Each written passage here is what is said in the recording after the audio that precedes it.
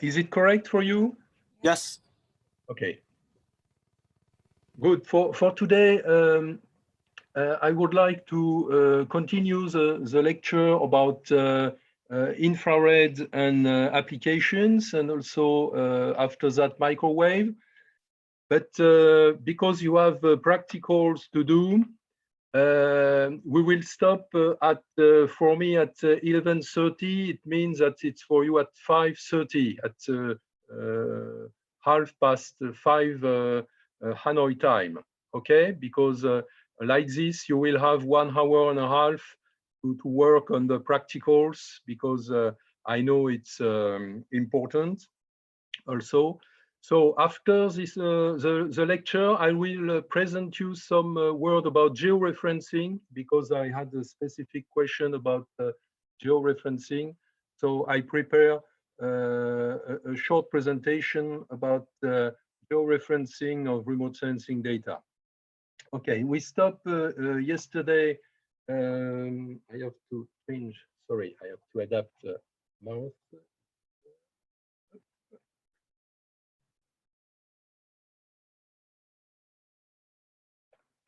It happened.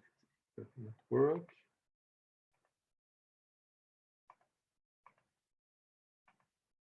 Okay. We saw some application of thermal infrared, but you know, there are many applications in the far infrared, particularly in climate science. So we have water vapor absorption band, which is very important. This band is located at about 6.5 and 7.5 micrometer. It's a relatively broad area. And maybe you remind, we saw this picture of the Earth with a visible, I don't know, oh, okay, with a visible to the left. In the center, we have the water vapor, and you know, water vapor cannot image the surface itself, but only the upper part of the atmosphere. And not necessarily the upper part, but the atmosphere where we have a lot of moisture, and particularly in the troposphere. That is the lower part of the atmosphere. And these are some illustration to show the application in climate science. Here, these are American data over United States, and you can see different colors corresponding to different density of water vapor, and water vapor radiations in the wavelength between here 6.7 and 7.3 micrometer. These are GOES data. I don't remind exactly what is the number of the satellite, but never mind. And you can see there are different concentration of water. So you have now some explanation, because water vapor can be detected without the presence of clouds. It is the same that, you know, the cirrus compared to the other element of the landscape. We can have water vapor, which is not visible in the optical range, but visible in the near far infrared range. And clouds are moisture in the liquid or solid state of moisture, and water vapor is gaseous water. Water vapor tends to look more wispy on water vapor imagery, while the clouds are more solid. And for example, in this illustration of GOES imagery, you can see some red pattern over the southern part of United States, corresponding to Louisiana, particularly Louisiana and the western edge of Florida here. And the red and orange color correspond to a relative lack of upper and middle level water vapor. and less radiation is being absorbed by water vapor. Thus, the satellite is detecting warmer levels of the atmosphere. And these are the explanation now for the purple, blue, and green areas. We can see also magenta for purple in this case. These colors indicate an abundance of upper level moisture. And this is moisture advecting or vertically rising into the upper troposphere. This layer of moisture will be cold since temperature in the upper troposphere are very cold. So water vapor can be used to, water vapor imagery, sorry, can be used to detect dry slots. And within the dry slots, precipitation intensity diminished and precipitation chance is reduced. This is deeply used by meteorologists to predict and to predict the future weather and to establish weather reports. And water vapor imagery can also be used to detect moisture advecting in from the tropics. And this moisture-laden air can produce big precipitation. And dry air in the middle or upper atmosphere indicates there are no significant upper level dynamics aloft that will cause the air to rise over those areas. And finally, water vapor imagery allows to forecast to see a complete atmospheric motion that is not just where the clouds are. Okay, this is a specific interest of the spectral band around 7 micrometer. Now we have another very interesting band in the far infrared, the 7.4 micrometer band. It is interesting for SO2 detection, for sulfate dioxide detection. And you know probably that SO2 is mainly associated with volcanic plumes when you have some volcanic eruption. And here it's another manner to design the energy or frequencies. This is the wave number. This is not the ratio between the frequency and relative to the celerity c, but it's only the reverse of the wavelength here with the wave number. And so you can see here at the interesting 7.4 micrometer band corresponding to a wave number of 1350 per -1 centimeter. And this is very interesting because you can detect these volcanic plumes, and SO2 is also a very important gas in the issue of global warming and global Earth monitoring.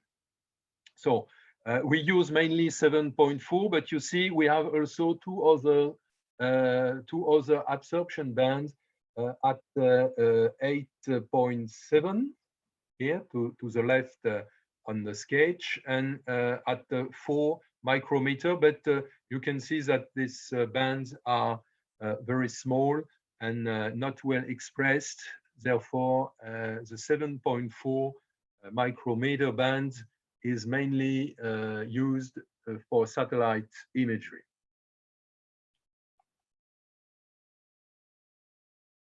So this is an example relative to a volcanic event. This is an actual illustration with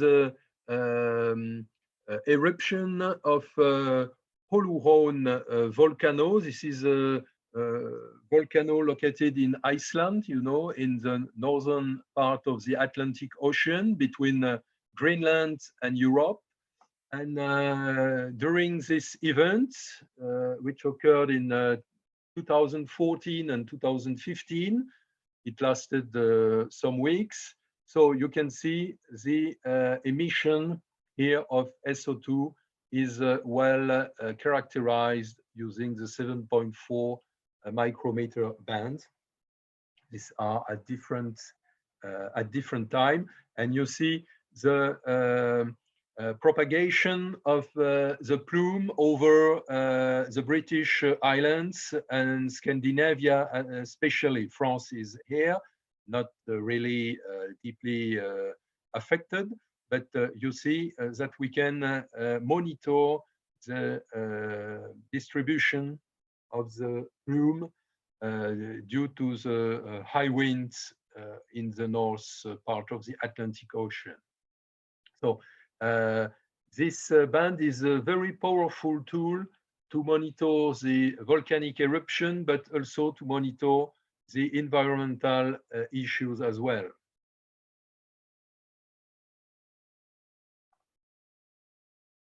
So we use also, I already mentioned the case of the 9.7 micrometer absorption band of ozone. Here, sorry, because the writing in French is remaining here. But you have absorption band between 9.5 and 9.8, and usually sensors are centered around 9.7. And for example, this is an illustration of the South Pole with the Antarctica here. And the first image of the ozone hole was discovered in 1985.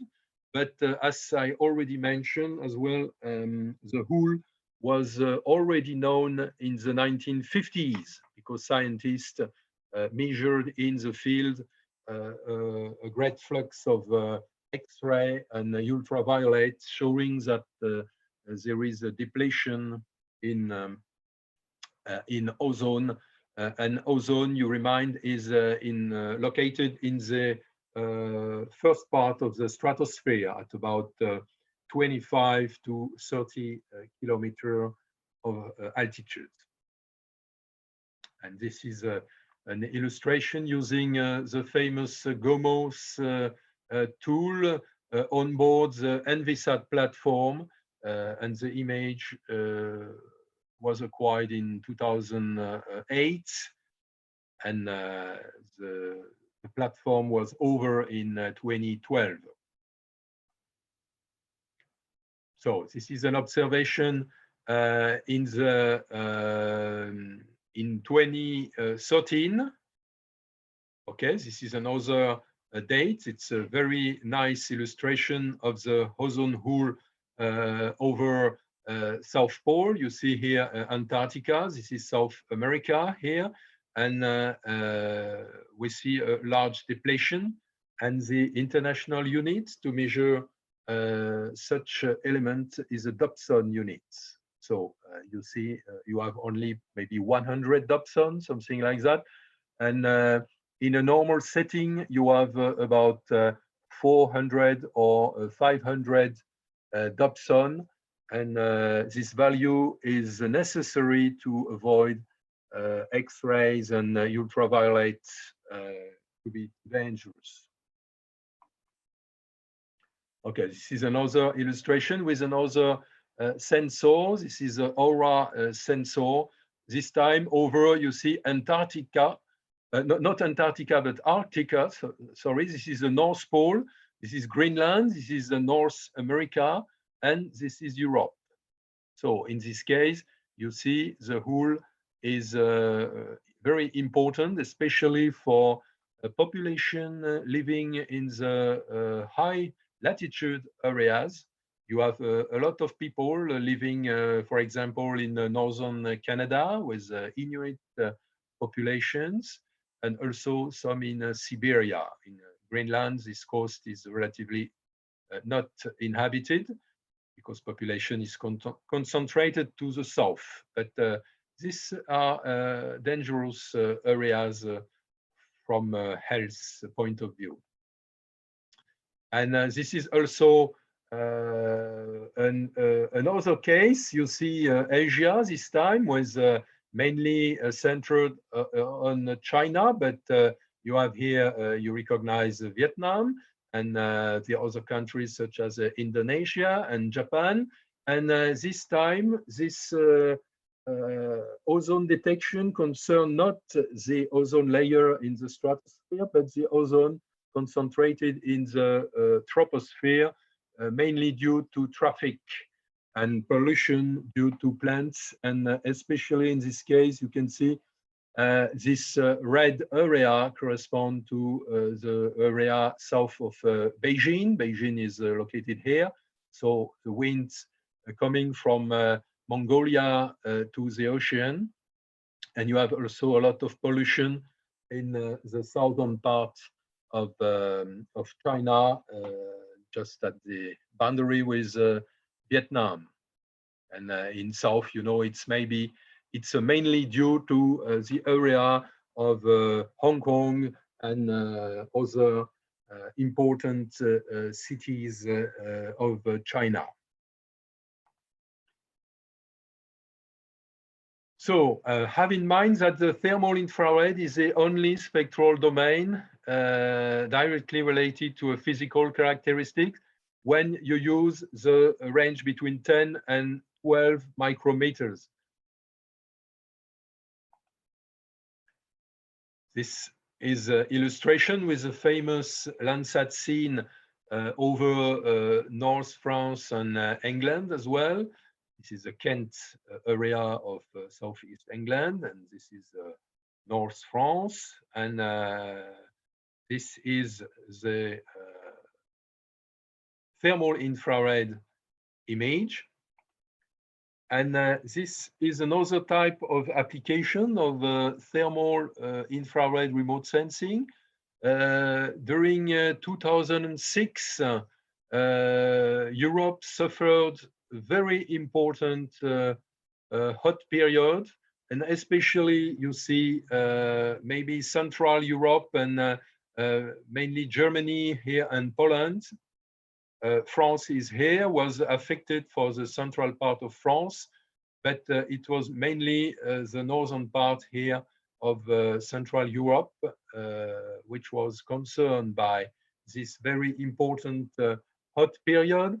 And this map has been done by comparison between the week with the highest temperature in July 2006. It was a week between 20 and 27 July. And this is only a comparison between the value as observed in 2006 and the value for the same period of the year, but observed during the 5 or 6 previous years, and with the average value for that period. And you can see in dark red the greater difference between the value as observed in 2006 and the average values. So almost all Europe was concerned by hottest temperature in 2006, except you see here, for example, Greece. Greece is in blue. The meaning is that the temperature in July 2006 were colder than the average. And also you can see here in some part of Spain or along the coast here of Ireland, it's not a hot period, but this is only some particular spots. The temperature was very high because in a lot of areas, temperature was about 42 or 43 degrees. And this kind of temperature is very rare in Europe, even in summertime. And the band, the MODIS band used in this case are the number 31 and 32. These are the two bands in the thermal infrared band corresponding to the Earth's radiation. This is another illustration here during rainfall events in southern France. You see here Europe, France, Spain, etc., Italy with a famous shape, and North Africa. And you can see that in thermal infrared remote sensing, cold temperature are coded in light colors in this case, whereas warm temperatures are coded in dark color.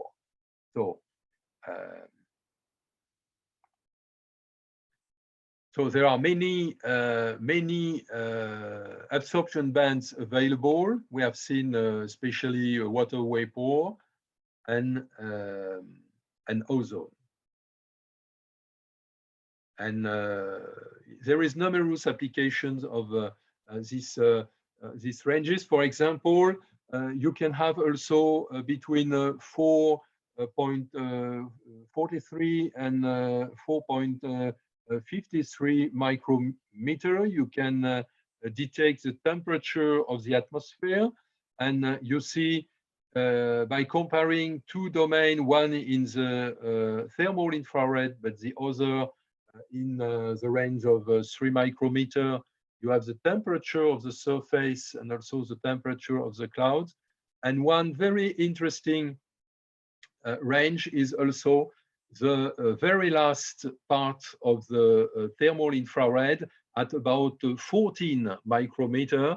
It's not totally interesting for temperature, but it's very interesting to evaluate the cloud top height, the altitude of the cloud, and it's very important also for the weather monitoring. And this is just an illustration. If you look at one of the websites I indicate in the website list, this is a worldview viewer. You can look, for example, I selected the option cloud top height, and this is an image of February 21st in 2010.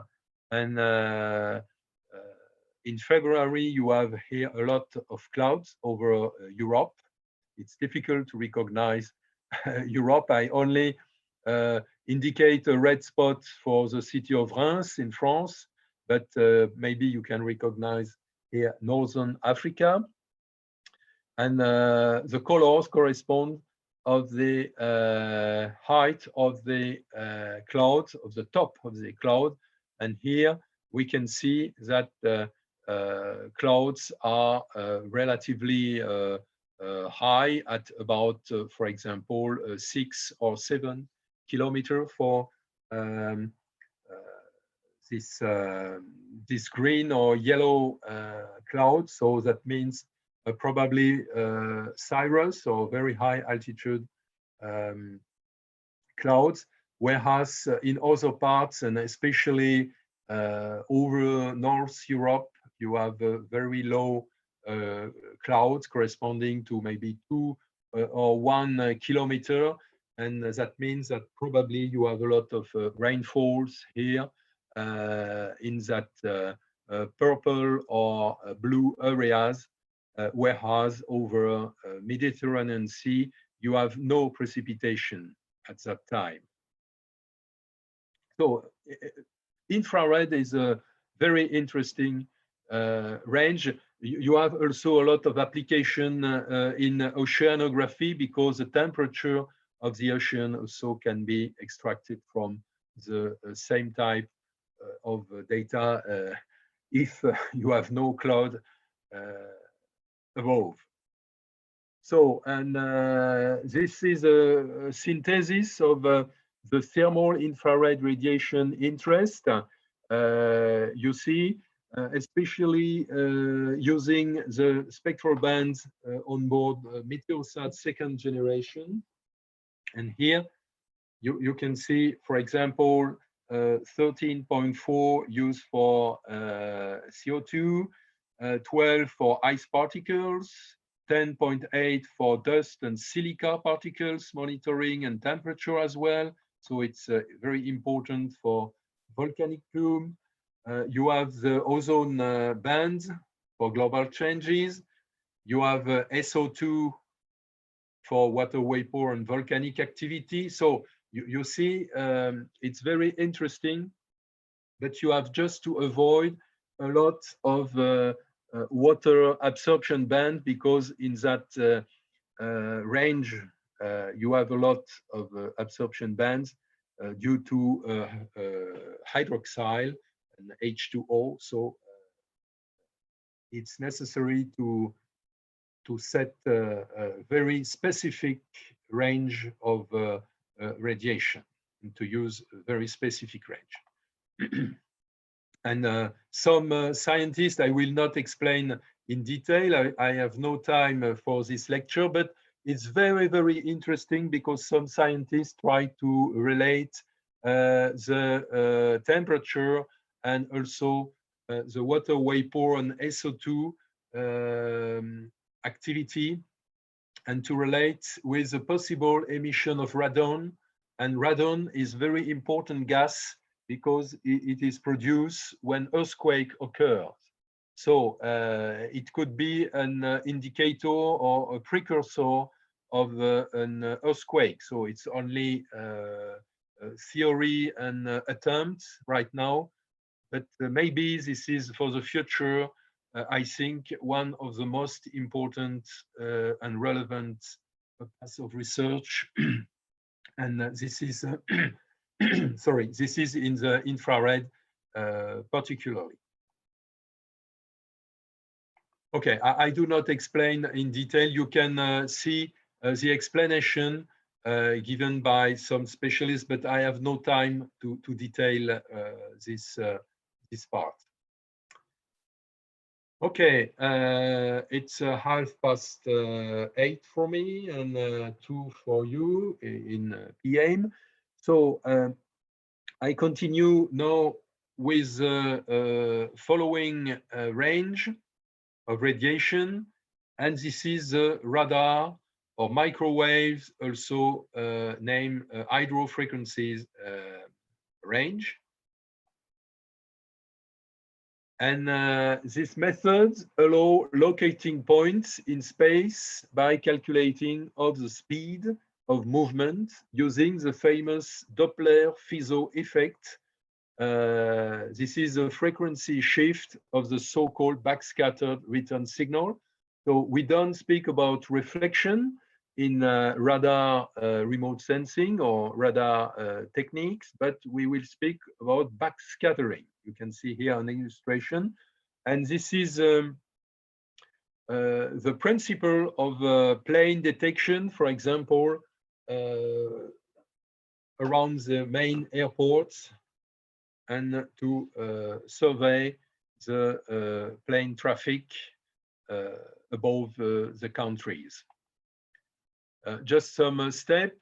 Maxwell defines electromagnetic waves as early as 1864, and then Hertz, and other German physicists, indicates that waves are reflected by metal or surface made in metal. And in the beginning of the 20th century, there is the development of radio and antennas, but at that time it was very difficult, because the antennas should be very large, and the size and power were not totally managed and monitored. So the first invention using radar is due to a German physicist or engineer, Hülsmeyer, in 1904. He invented the so-called telemobiloscope to identify a boat in the fog. So it was one of the great issues at the beginning of the 20th century with the development of liners, especially. It was one of the major issue. And you know, in 1911, the famous event with the Titanic liner, and if it was equipped with a radar, probably it was quite different. In 1934, the first patent about radar is due to a French, and this was for the French Wireless Telegraph Company, CSF or CSF in English, to equip the first ships, and especially the liner Normandy, which was a very famous liner at that time. And maybe you know that this liner burned during the Second World War in California. But this was not due to the war. This is probably an incident, or maybe it was an voluntary burn of the boats.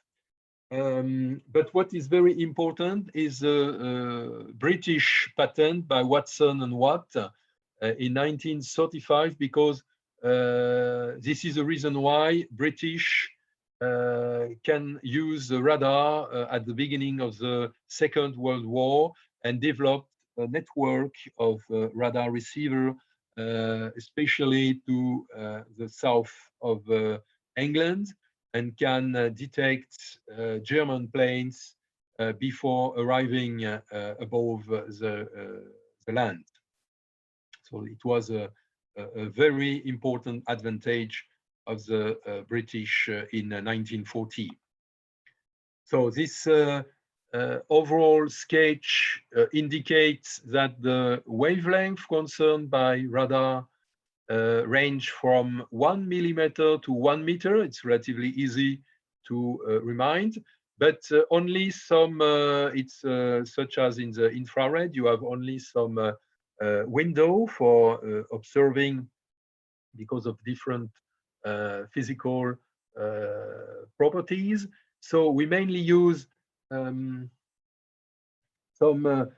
areas such as band in satellite remote sensing. We mainly use band C here at about 5 centimeter as a wavelength or frequency. And also we use band L or L band with a frequency of about 1.5 gigahertz and a wavelength of about 20 centimeter.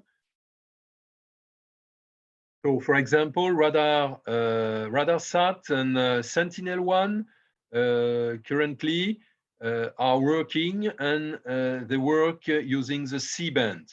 So it's good for mapping vegetation. I will illustrate some of these points. For mapping also land use, it's not very good for geology, you will see. Geology is more interesting when using the L-band, because higher the wavelength, higher the penetration properties of the signal into the soil. So you have also the P-band, but the P-band cannot be set on a satellite. It's only used in airborne survey, because you have problems due to the high ionosphere effect.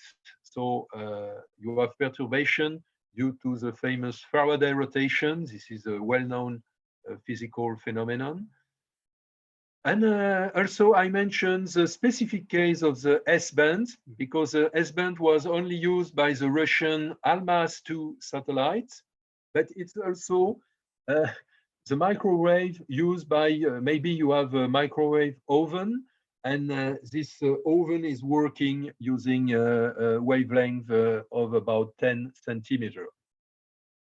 So K is mainly used for techniques detecting water, and mainly for meteorology. And this is an example here. You have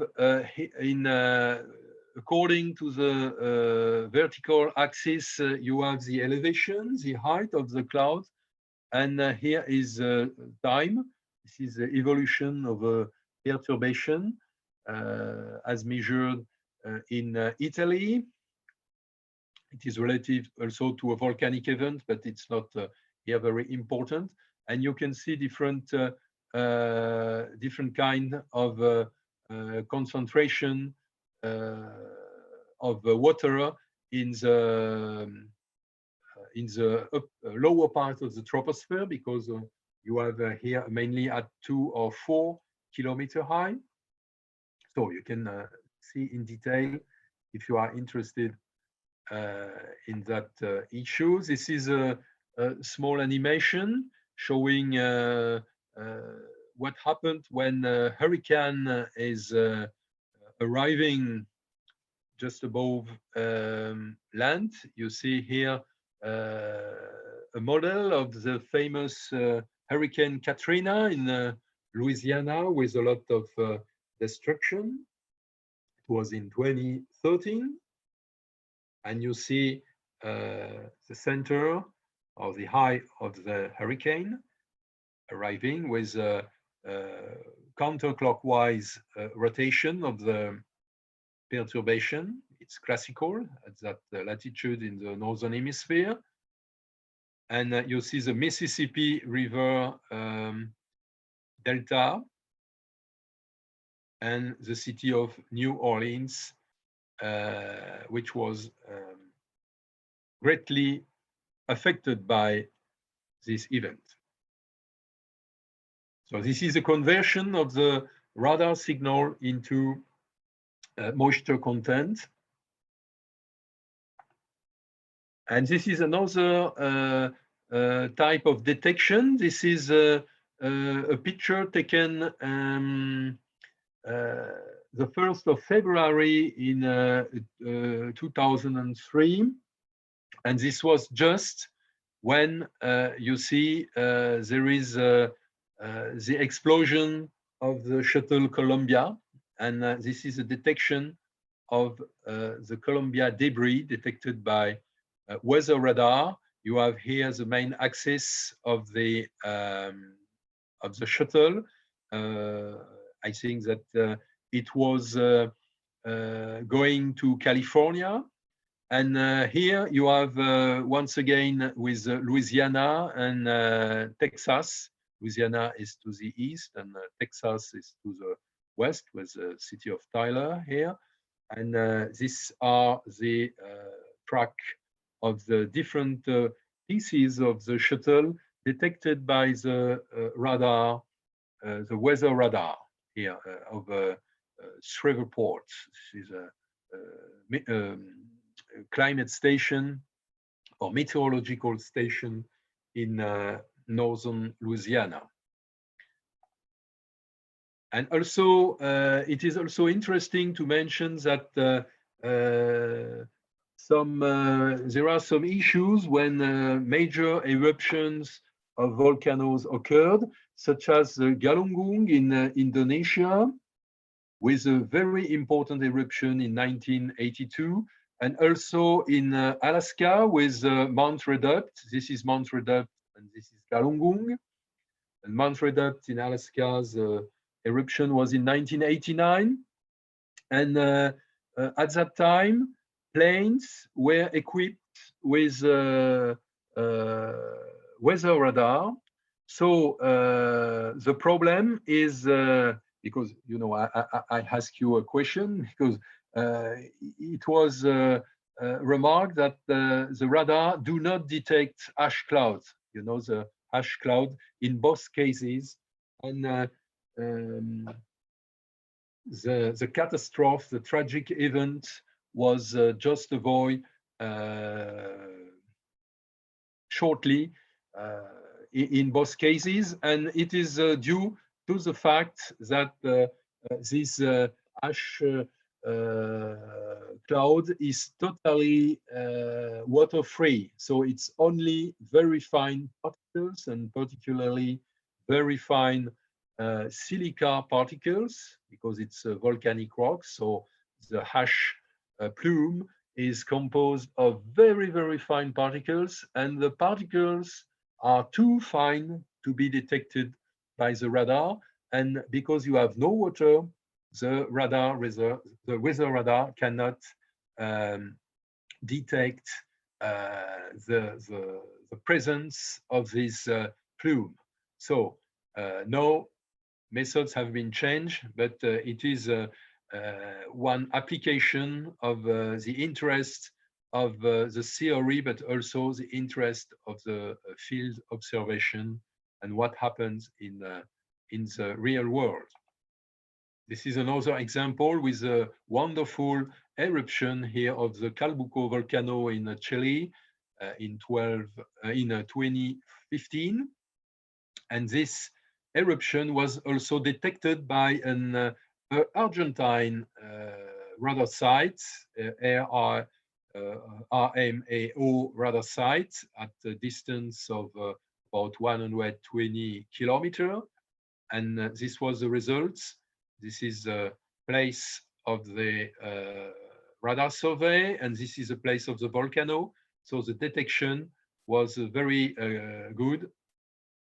And this is a map of the detection of the event. And this is also a section, a vertical section showing the concentration of the eruption product at an elevation of 10 to 20 kilometers. So the upper part of the troposphere and the lower part of the stratosphere. So now I would illustrate with applications of radar in earth science and on land applications, and also oceanic application or oceanographic. And I will illustrate some, for example, some examples in arid countries, such as in Algeria, in the desert. And this is a comparison between a radar data to the left and an optical false color image to the right. But first, some indication about the main parameters of the SAR data. And also, I would emphasize the three main environmental parameters: the slope, the roughness, and the humidity. And also the role of the frequency, the incident angle or incidence, and polarization with some illustration. The scene in the background here is IRIS-2 radar image in C-band showing Lake Geneva, Lac Léman in French. And this is Lake Geneva. The city of Geneva is here. Here, this is the Jura Massif in France. And this is the Northern Alps and Chablais area. Also, this is France. And this is Switzerland. You have here the city also of Lausanne. And here is Montreux. And the Alps, you know, it's a mountainous belt. So you can see the different shape, particular shape of the mountain with a very asymmetrical shape. I will explain you this issue. So this is another example of the interest of radar, especially in geology. We use L-band, and you see here in the same area of southern Algeria here, you have here an color composite, false color composite using ALOS, no, sorry, it's a Landsat data here. This is Landsat. There is no shortwave infrared band on ALOS optical sensor. So this is Landsat, and this is the same area, but viewed by ALOS Pulsar in L-band. So you can see it's quite different. And due to the penetration, you can have a direct idea of the geology at depths of about 1 meter or 50 centimeters. So you can see a lot of veins like this, a lot of rock layers, and so on. These features are, the layers are not visible in the optical range, whereas the vein can be detected, but here in black tones. So just to show you how the landscape looks like in the field, you have relief, but relief are not very relevant for radar studies because you have a lot of high backscattering, so saturation of the sensor occur. So it's relatively difficult to use on mountainous or elevated areas, but radar is better when you are working on areas such as very flat and rocky surface, what we called in morphology the REG surface, REG, and do not confuse with the sands concentration. This is a so-called ERG this time with ERG. So the same letters, but not in the same order. And you see in the false color composite sand appears yellow, so it's relatively simple. The REG is of pinkish color, something like that. And the stone in the relief are more or less brown. And you see great difference on the radar image because in this image, sand is here totally black, whereas you have a lot of discrimination within the flat areas corresponding to the REG. So these are the main radar missions. And now we have particularly Sentinel-1B and Sentinel-1A in progress since 2014 for Sentinel-1A, but it's quite the same sensor. And there is also RadarSat-2 and the second Pulsar mission from the Japanese ALOS is also interesting to note. So I would like to illustrate first with an example, an old example, using the first, maybe you have seen in the sketch here, I speak about CSAT. CSAT was the first in as early as 1978. And CSAT worked only for 3 months. And this is an application over the area of the Isle of Wight. Isle of Wight is an island in the channel between England and France here. And this is a geological map of that area with France here with Normandy. And here you have the Dorset, for example, or Hampshire region of southern England, and the Sussex and Kent for further to the east.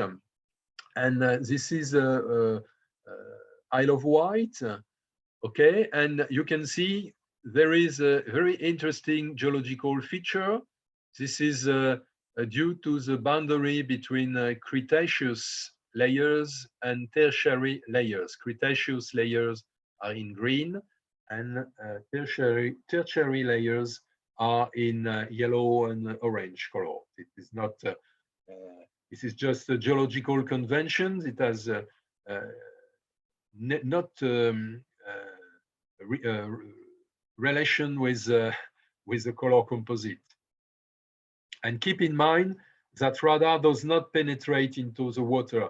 Radar is very interesting when you are working in arid countries, between the medium is very dry, but the radar signal, even in L-band, do not penetrate into the water.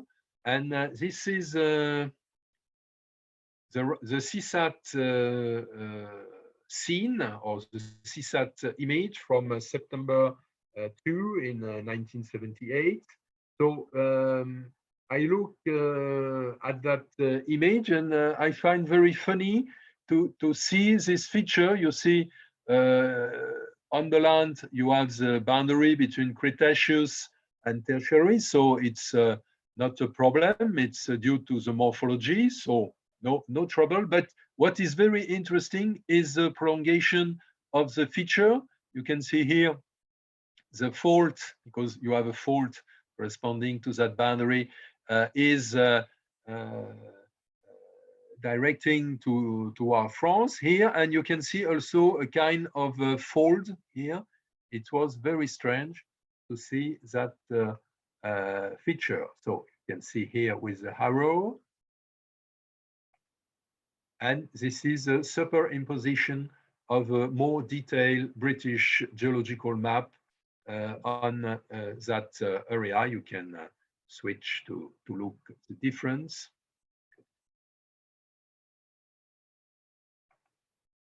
And this feature was very interesting. This is more detailed. So I worked with a physicist, a colleague who is a physicist with Institut Français du Pétrole, the French Petroleum Institute. He is a specialist of the physics of the ocean, and we understand the phenomenon using local modification of the speed of currents by the morphological features on the seafloor. It is possible because the channel is relatively flat sea. It's not very deep, and it's only what we call an epicontinental sea. So the major depth is only at 60 or 70 meters. So you have no trough, and you have no high depth in that area. So this kind of morphology modifies the field of ultragravity waves at the surface. And this is due to the interaction between the wind, which is of about 2 to 2.5 knots at that time. So not very heavy, and also a sufficient opposite strong current. I know with the British data, the orientation of the wind, orientation of the current. Orientation of the current can be derived from the tidal setting, you know, with respect to the high tide or to the low tide. And also here, the depth of water. We can know the depth of water with the British map of the channel, and it's only 25-meter depth. And also, what is important to mention, it is that the orbit parameters is also in favor of a good detection, particularly because here I put the radar data again. You can see here the feature is about like this, and with a direction about northwest to southeast. And this direction is also the direction of the satellite. So the signal emitted by the satellite to the right of the radar or to the orbit is also perpendicular to the structure. So it's very favorable for the detection in this case.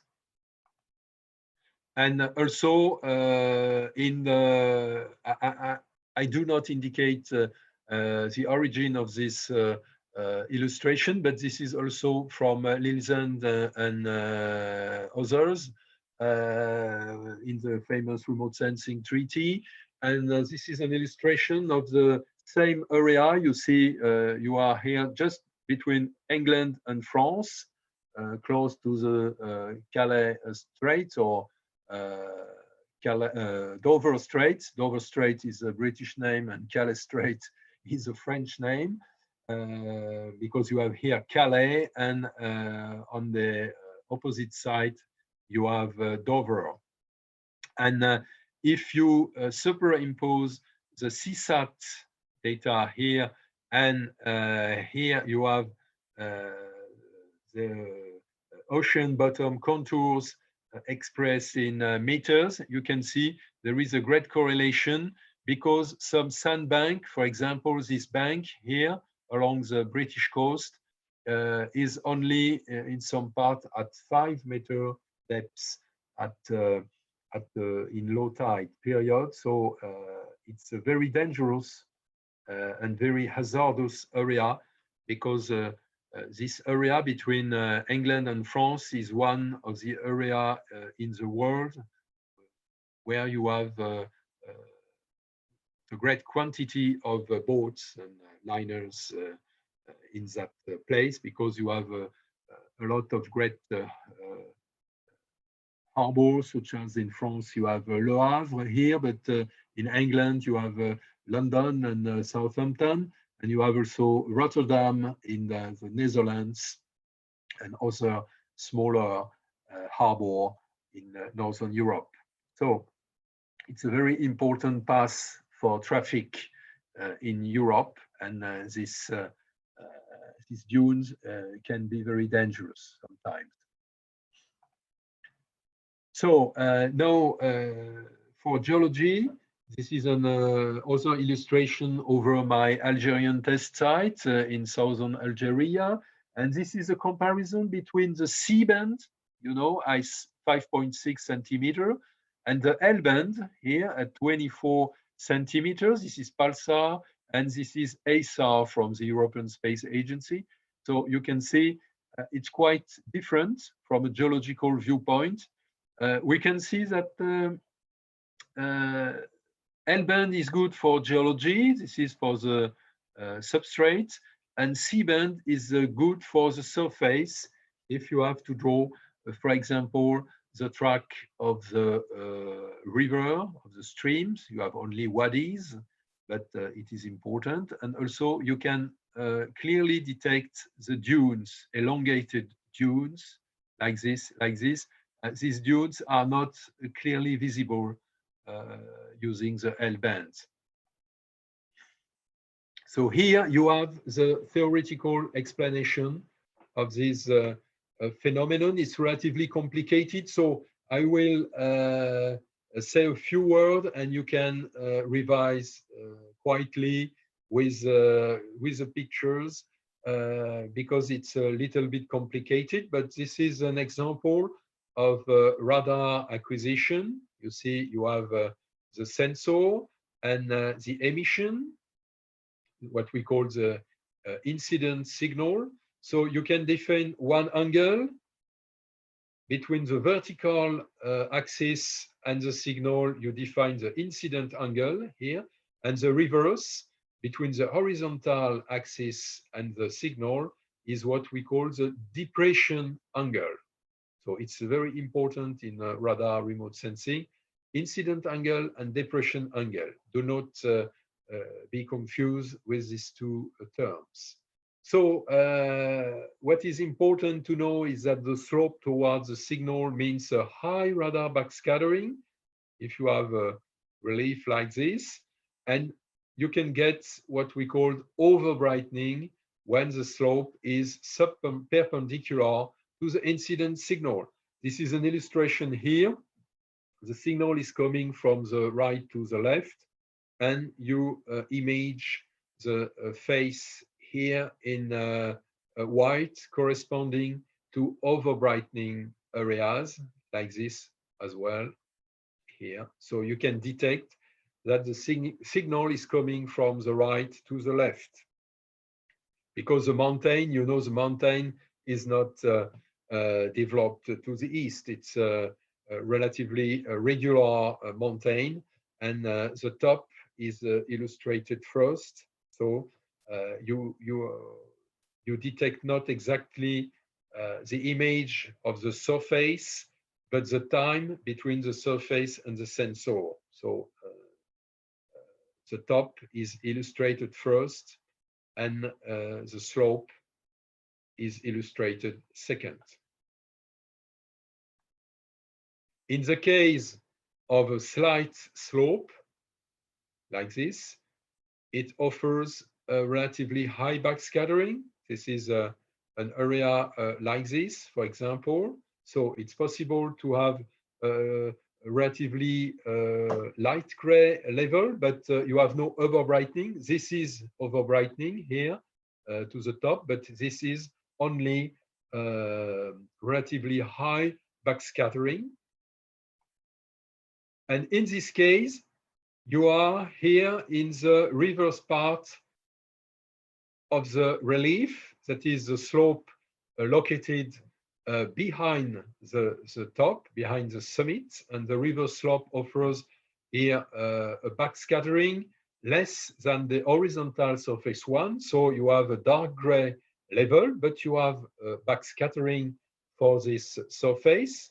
You have overbrightening here to the right, overbrightening here with a relief to the left. But this area with the slope reverse to the radar signal is imaged. This is not true here in this case, because in this case, the slope becomes what we call greater than the depression angle.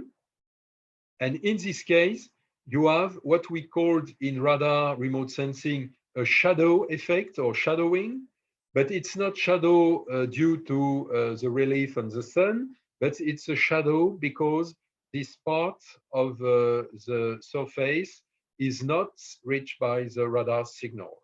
Okay, so there is no echo from the hidden parts, which is called a radar shadow, and you have in the resulting radar, because you know it's a synthetic aperture radar, so it's a synthesis of different backscattering in different pixels. So you observe here a black areas corresponding to not really a shadow, but an area not reached by the radar signal. So it's very complicated from a theoretical viewpoint, and therefore it's often difficult to interpret radar data, but you have to have in mind these basic rules of radar remote sensing.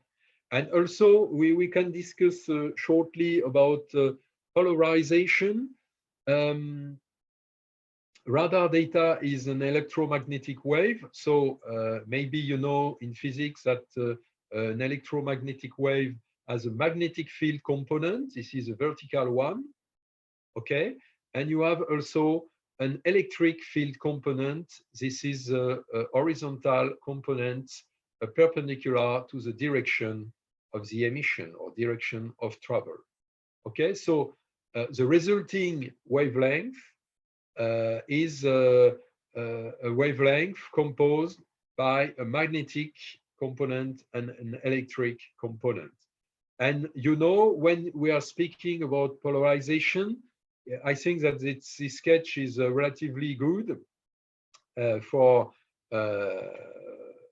a pedagogical viewpoint.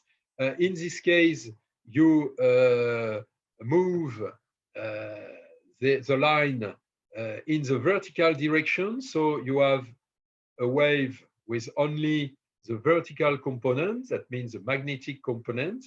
And if you use the horizontal movement, you can get only the horizontal component of the wavelength. And it is important because in radar technology, we cannot emit and we cannot receive the both polarization at the same moment. So you have to choose what is the polarization emitted and what is the polarization received. When I say you have to choose, it depends also from the sensor itself. Sometimes you cannot choose because there is only one type of parameters. And this is another illustration with the same indication with the direction of propagation, and is in the vertical component, and here in the horizontal component. And this is an application, for example, when you are studying trees, and you see here arriving on the tree's canopy, horizontal component is arriving. This is this arrow towards the bottom, and the backscattering correspond also to the H, to the horizontal value. But you can also have a mixture. You can have a vertical component receive and emitted, sorry, and for example, the horizontal component receive. And in this case, it's vertical and vertical. So you have basically, you have only 4 possibilities, what we call HH, HV, and HV and VH. These are only the 4 possibility.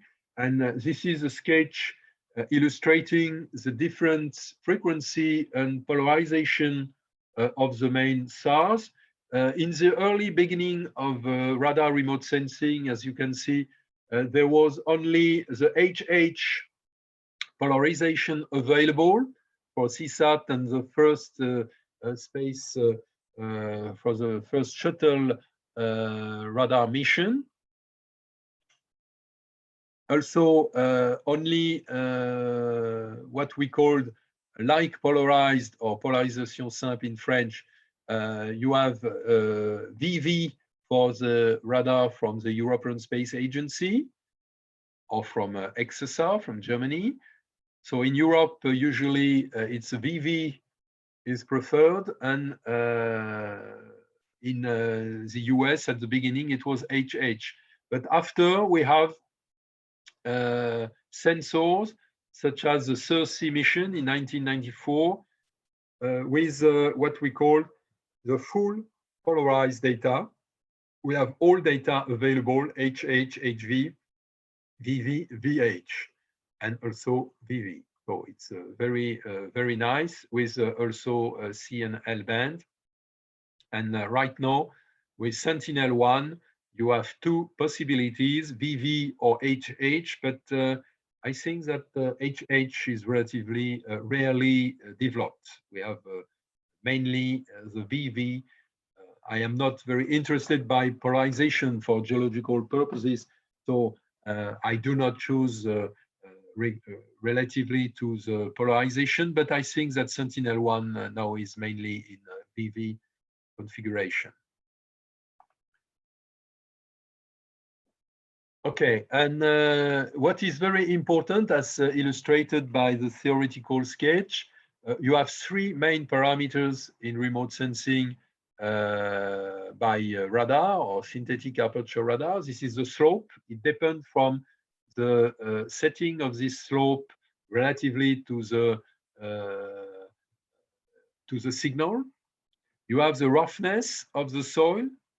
Okay, this is another arid areas in Mauritania here, and you can see the wave by the sands with about a wavelength of only 7 or 8 centimeters here, with some small dunes associated with vegetation, the so-called NEPCAs in the background.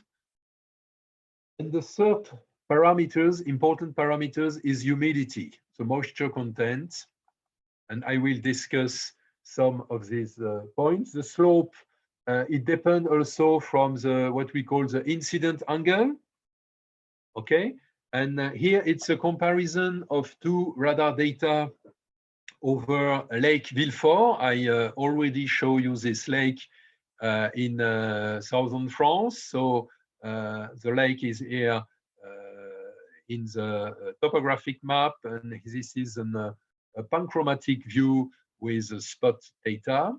So it's just to have an idea of the lake and of the reliefs, and you have the main stream here with another smaller stream here and the crest between the different rivers. And this is the same area as viewed by Almaz, the Russian satellite in S-band. But what is important here is not the spectral band between the S and the C band. It's not very different from behavioral point of view. But what is very different here is the incident angle.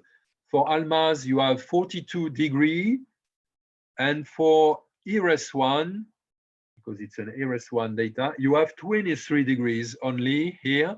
It's the rule because the incident angle of IRIS-1 cannot be modulated. So you see, it's totally different because if incident angle is too low, such as in the IRIS data, there is a mixture of the crest and the rivers. So you have a superimposition of the different reliefs, and it is not possible to interpret properly that area. And here, for example, you can see that main part of the lake is vanishing. Maybe you have just one small part here corresponding to the eastern part of the lake, but you lose the western part corresponding of the rivers here. So it's very complicated. So this is just to show you the difficulty to interpret some radar data when you have a lot of mountain. And you have to have in mind that most radar sensors were designed for studying ocean and ice in the ocean, such as icebergs, but not for monitoring mountain. And here, this is just to illustrate the role of the orbit. And it's very important to mention the role of slope here. And this is just to illustrate the signal here. Because radar is independent from the sun radiation, you can get descending, that is to say daily acquisition, or ascending, that is night acquisition. And this is an illustration. You have here the relief are and light on the right side, it is to say the eastern side of the slope. So you know that you have a descending orbit, and the satellite is always looking to the right of the orbit, because you cannot change the orientation of the sensor. So you know that this is a descending orbit acquired in the morning. And initially, I just synthesize the shape of the mountain. You have a triangle like this, and then you observe the summit first, and you see you have a kind of a V shape with the point of the V here to the east for every relief. This is the rule. And here, this is a comparison between, I have no ascending data over the Alps like this, but no, I take an experimental period of IRIS working over my test site in French Guiana. So you can see here, this is the descending orbit, illustrating the eastern part of this small relief. And in this case, you have the left part, that is to say the western part of the relief and light. So you know that the signal is coming from the west to the east, and in this case, it's an ascending acquisition. Okay, ascending and descending. And also for your revision, I just designed this picture over an African test site in Togo region. Togo is a small country in Western Africa. And you have here the Kara area with the Kara airport here. And you see here the reliefs and here the reliefs. So look carefully at the relief, and you can see that, for example, for the left image, relief are illuminated to the west. So the signal is coming from west to east, and it is a reverse for that view to the right. Okay, so it is for your revision, and this is just I extract quickly the same relief using the Google Earth image. So with a different scale, but you can see that this is relatively comparable, and you have to have in mind this property due to the signal direction. And also, this is here a comparison on tidal flats and the famous Bedeve. I already mentioned the Bedeve, and this is a comparison of the C band of this is ERES2 here, and this is the L band of Pulsar, and there is also you see just one cycle of tide between both images, because this was May 29 in the evening, and this is May 30th in the morning.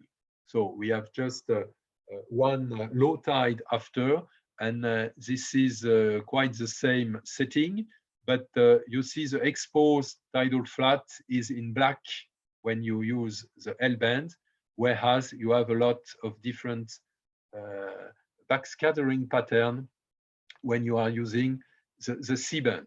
And you can see also that the evening pass of Pulsar is an ascending pass, because you see that channel is illuminated to the right. So the signal is coming from west to east.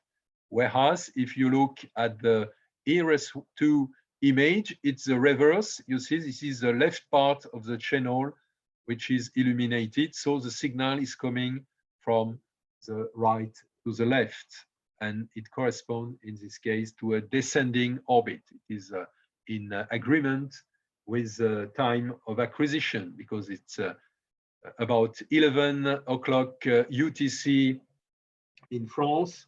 So there is only 2 hours difference for summertime, and this is a morning acquisition, and this is an evening acquisition. But what's interesting, it is also the difference in the land cover, because land cover doesn't change within 8 or 10 hours. And you can see that it's quite different, because the wavelength is totally adapted for the detection of vegetation. And here in this case, I do not explain in detail, but it's very interesting to make the comparison here. Okay, this is a Mont Saint-Michel Bay. I think you recognize the famous area.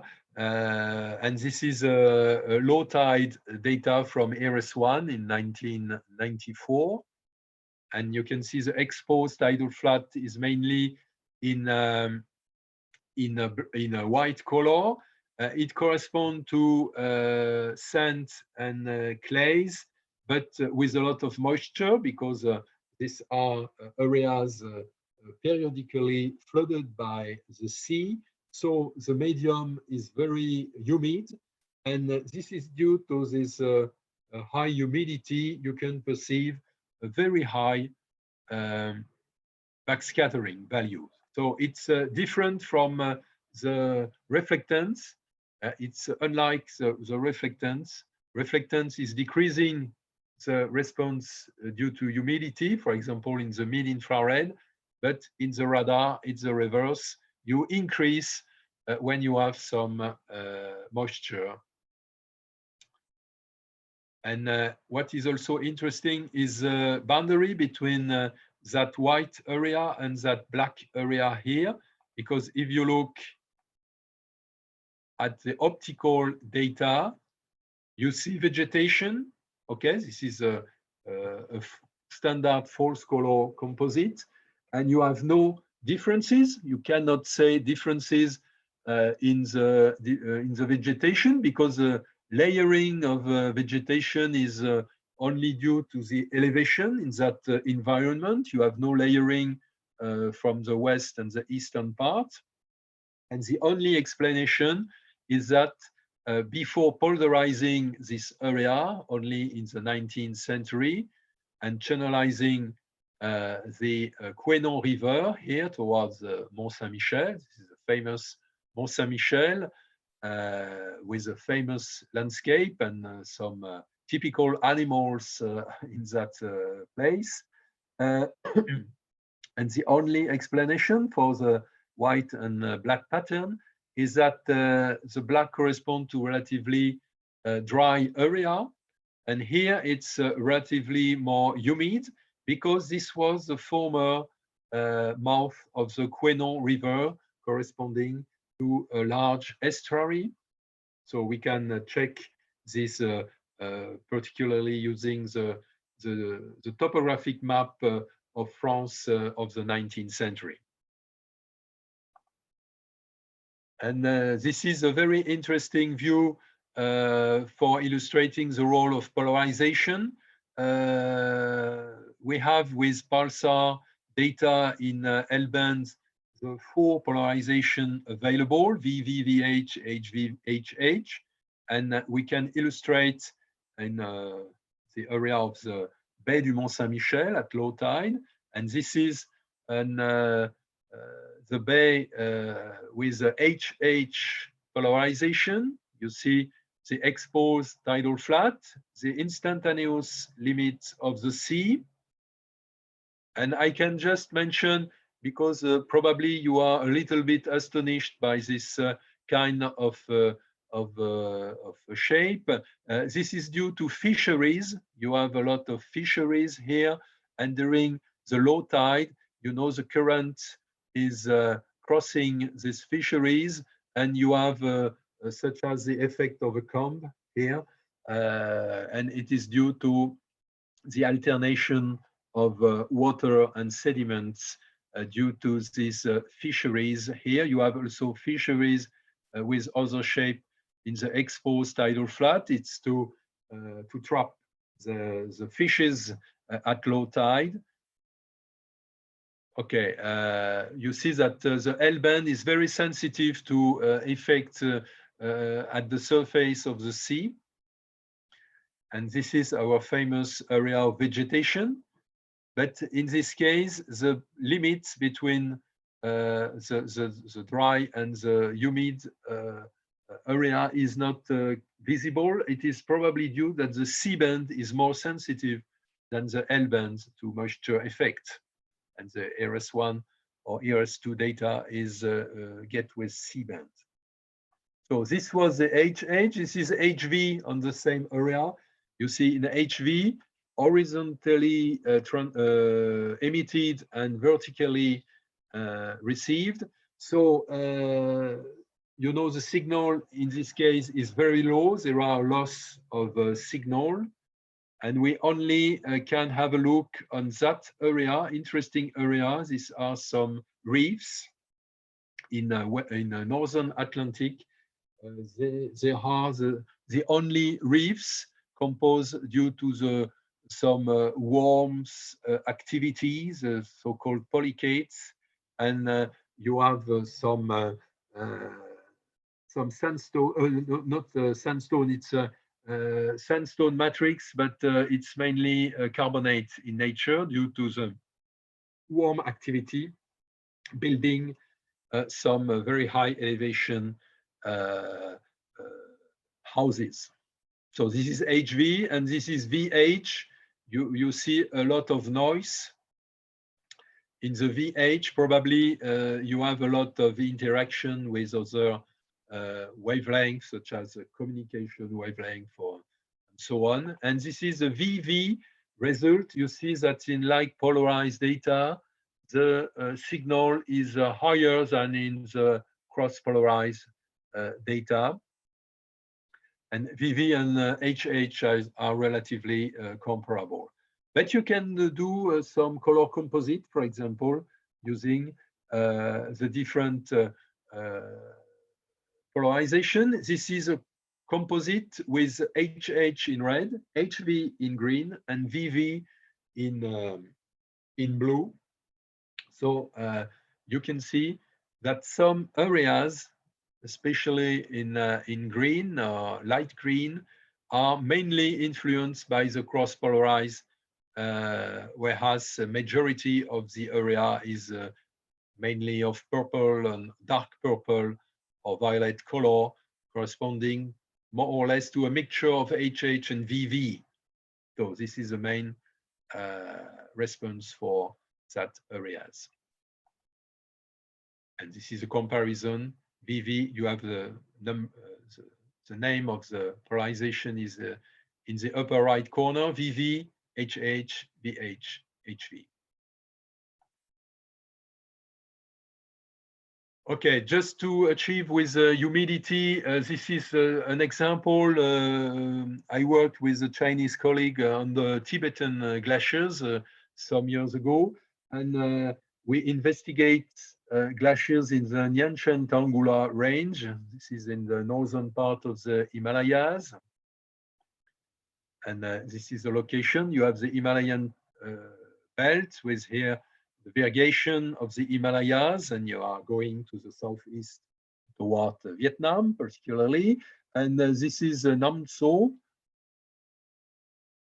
So Nam So is a lake, and you have the Nianchen Tanggula belt, the summit of which is at about 7,000 meters. And we work on that area with a lot of glaciers. This is a false color Landsat composite dropped over the digital elevation model. And this is a result of different seasonal observations. This is in July, and you can see the crest line corresponding to the area where the ice is melting. And in this case, in July, backscattering is very low in C band, so it's black. And this is a comparison of the July acquisition and April. April is still the winter time in the Himalayas. And you can see that the crest is clearly defined by high backscattering, whereas the melting induces this very black pattern. And you can see also the difference in the Nam So lake. Water here are free. This is the backscattering of a free water surface, whereas here water is totally frozen. It's April, and only you have to wait for June to have free water in that area. And roughness, I mentioned that roughness is also very important parameters.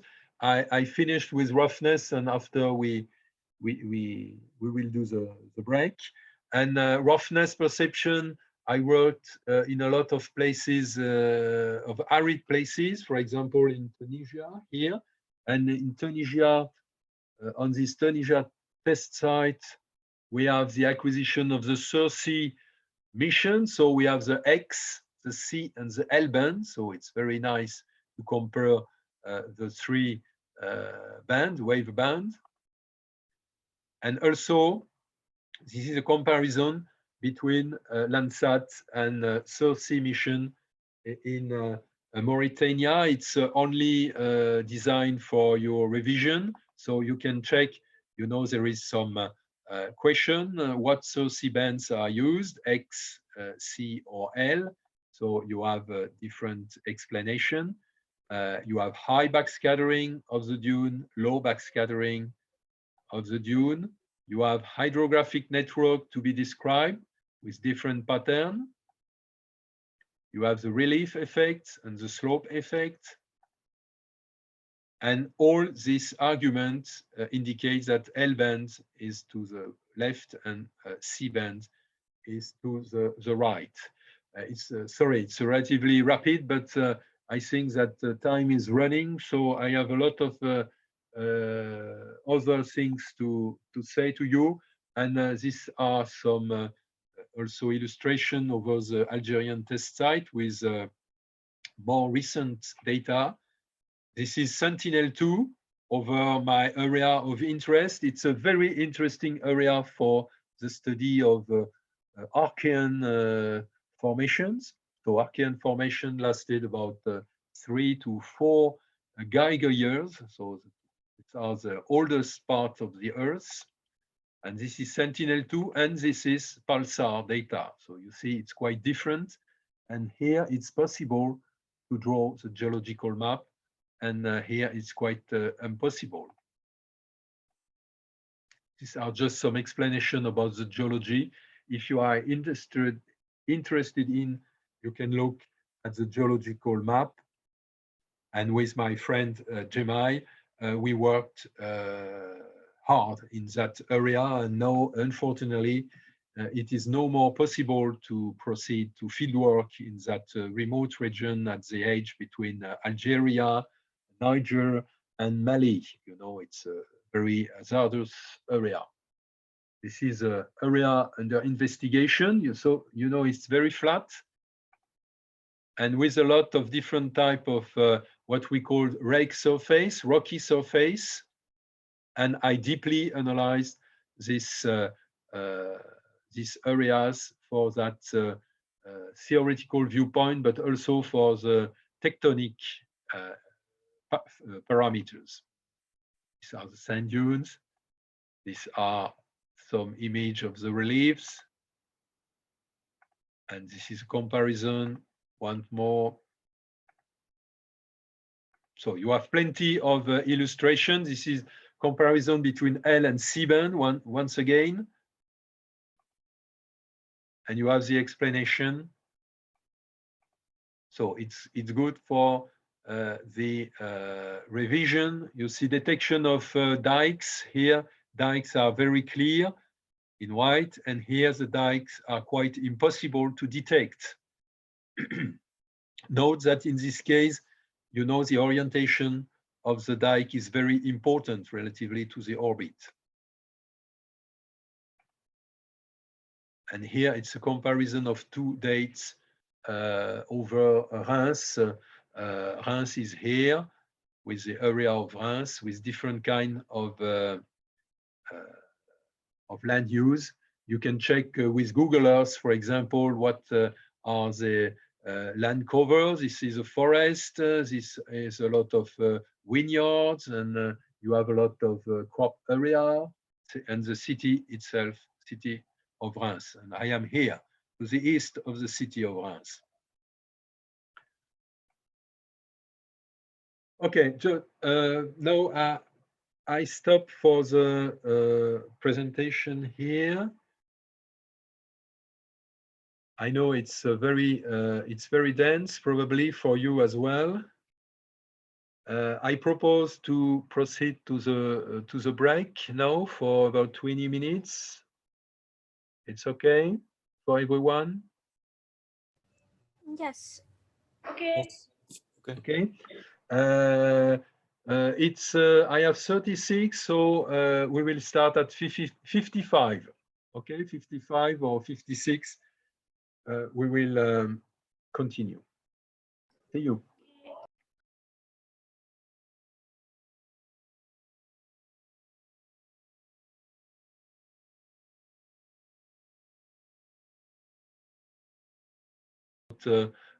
One interesting application. Sorry, it's not so good for the screen. Like this, it's probably better. Yes, radar is very sensitive to water. We have seen some illustration for the coast. So it is frequently used for flood monitoring. This is an example in 2002 in the Elbe Valley in Central Europe, in the Czech Republic and Germany. So it's relatively easy to look at the flooded area. And also, I would like to just to say a quick word about interferometry. We have no time to detail what is interferometry, but we use mainly in radar remote sensing what we call the amplitude of the image. That is to say, a kind of image appearance. So we see directly the backscattering, but you have also an information about what we call the phase, because radar is a complex signal from a mathematical viewpoint. So you have the real part of the number, and you have also the imaginary part. and the imaginary part is what we call the phase. And we can explore using remote sensing techniques the phase, and particularly when vertical movements are under investigations. This is a case, for example, for bombing of some volcanoes just before eruption, but this is also the case for subsidence. Here, this is an illustration in Paris with different dates. You see it was in 1993, 94, 97, 99. And you can have a chart, color chart with the different colors, and the purple correspond to downward movement, and the red and orange to upward movement, uplift or downlift. And in this case, with an enlargement around one of the railway station in Paris, the so-called Gare Saint-Lazare. And in the 1990s was built the last metro line, underground line in Paris, the so-called number 14. And during the work, it was necessary to pump water around the area because the work occurred at depths of about 30 or 40 meters.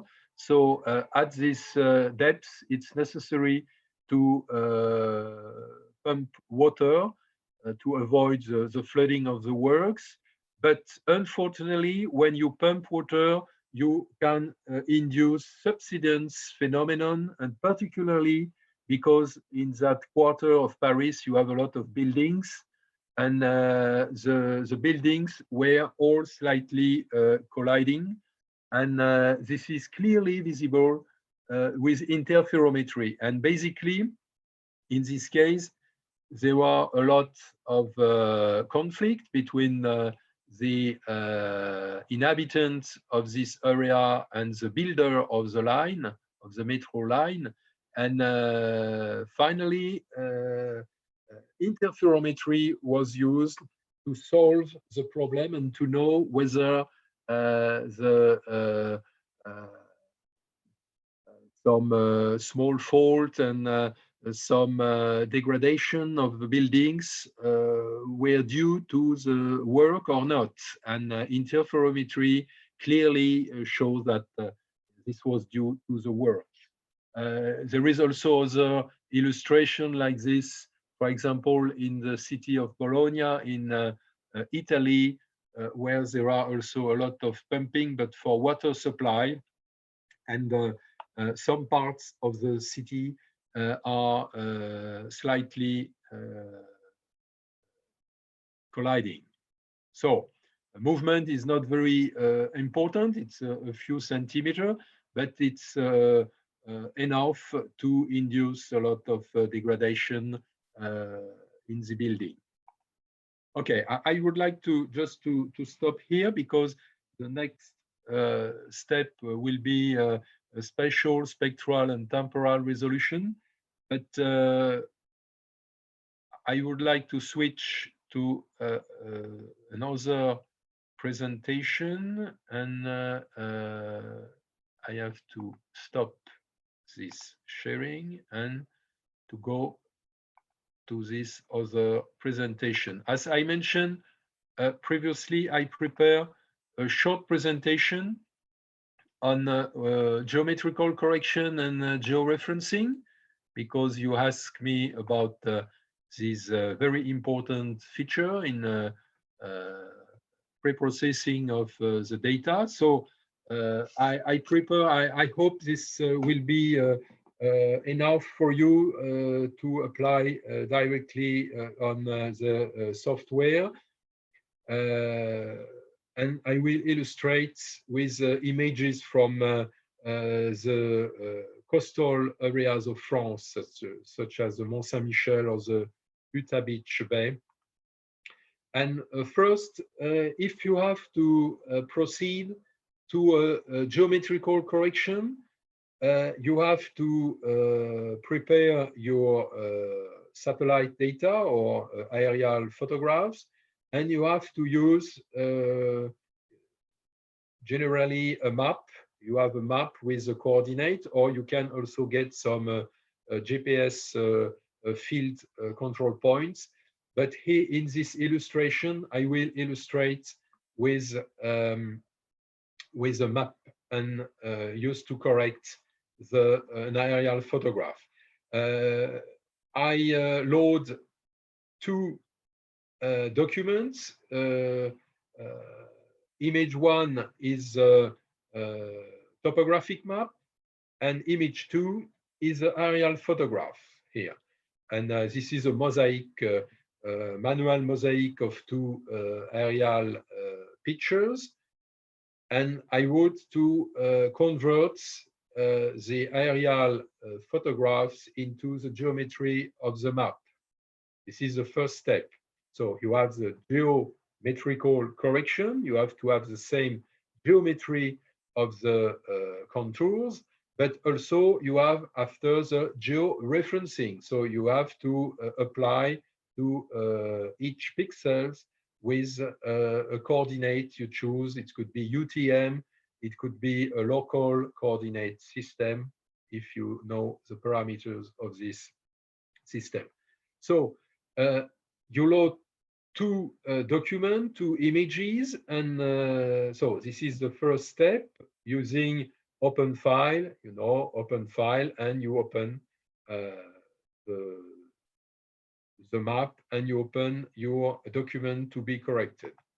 And after, you choose in the main menu, in the toolbar, you have map, and you can choose after that correction, and you select, sorry, because there are the window of the Zoom connection sometimes for me when somebody is connecting, I have some movement on my screen. So you have a small window with different kind of selection, and you select GCP. GCP is ground control point, and you have to select image to image. You have also image to map, but in this case, it's image to image because the map is raster data, so the map is considered as an image. So the first part for select is for preparing the correction, and you see also the same but with warp. It's written warp from GCP's image to map and image to image, and warp is the correction of the data, the warping. So now we are in the selection. We select, and because you have two documents in the available band list, you have to choose what is the base image, what is a good geometrical reference, what is a good geometry. In this case, this is a map. So this is display one is the base image. You see, image to image registration. You have to indicate display one as base image, and you have to click display two. This is the aerial photograph as a warp image. You click OK, and you get another window, a ground control point window like this. And you select, I just illustrate with one point, you select the same, you click the same point in the display one image, the reference image, that is to say the map. Here it's a corner of this field here with levee corresponding to this red pattern in the map, in the topographic map, and this is this area in the aerial photograph. So you select this point, and you get the coordinates in the base image. X is 1430. This is a number in column, and 2037 is the number of lines. So this is the setting of the pixel here, and this is the pixel of the warp image here on the aerial photograph. So because the geometry correction would consist of applying the model of the reference image, of the base image, to the second one, okay? So the model could be more or less complicated. You can only make a shift, you can make a rotation, but you made also some different modification. And when you are using aerial photograph, because this is a vertically acquired, the geometry is quite different from the geometry with a map, or also the geometry obtained with a satellite sensor, with a push broom effect. So you select a lot of points. You see here on the scroll, you can look at the different selected points. I think that here I selected about 15 points, something like that. They are all located along the coast because there is no permanent points in the tidal flat area. There is no island or something like that in that area. So you have to use all coastal points. And these are the points in the base image, and these are the points in the warp image, the image to be warped using the new model. Okay, so I will detail the file you obtain with the georeferencing after, but here it's only for geometry. So, and you can consult here in the menu, you have here show list, or if you click show list, you have the list, so you can hide the list in this case, and the list is open, and you have the 14, maybe there is one or two more points with the coordinates in the base and in the warp image. And this is due to the model you propose. First degree, it's only a shift. 2 degree is with rotation, and 3 degree is with different possibility in size. You can apply a polynomial model, so you lose only the rotation effect. Okay, so you have the warp and the predicted value. So you have a difference, necessarily you have a difference between the warp and the predicted value. So it consists of what it's called the RMS, the root mean square error, and the error can be calculated in X according to the horizontal axis, and also in Y in vertical axis. So you see, for example, the first point selected offers a relatively high error with 16 pixels. The error is expressed in a number of pixels. So you have to know the resolution of your pixel and imagine what is the meaning of this error. So you see all points are affected by an error. For example, point number 6 is affected by a very important error. So you can select the error with a very large root mean square error, and you can deactivate, not delete. It's better not to delete because it depends from the different point you selected. Maybe your point is correct, but another point in the neighborhood is not correct, and the error is due to this other point. So it's better to, in this case, to deactivate using the on-off button, okay? And if you are sure it is a mistake, for example, if you have 300 pixels of error, you can delete this point because possibly it was a mistake when you identify both points in the map and in the image. Okay, so for each point you have the RMS indicated, but here it's only with degree 1. So aerial photograph plus map means that the error will be very important. So you cannot stay with degree 1, at least degree 2. And in this case, I used degree 3, but it's only interesting with aerial photographs or with highly deformed data, not when you compare two satellite image. Limit to degree 2, it's better. So the next step is, so this is the image to be corrected. Don't omit to save the file. You have to click a file and to save the file, because if you exit this window without saving, you will lose all points. So this is data to be corrected, and now you are in the. So I switch to the first. Here in the first view, I remember that you have warp. So you click warp from GCPs, and this time you say image to image, okay?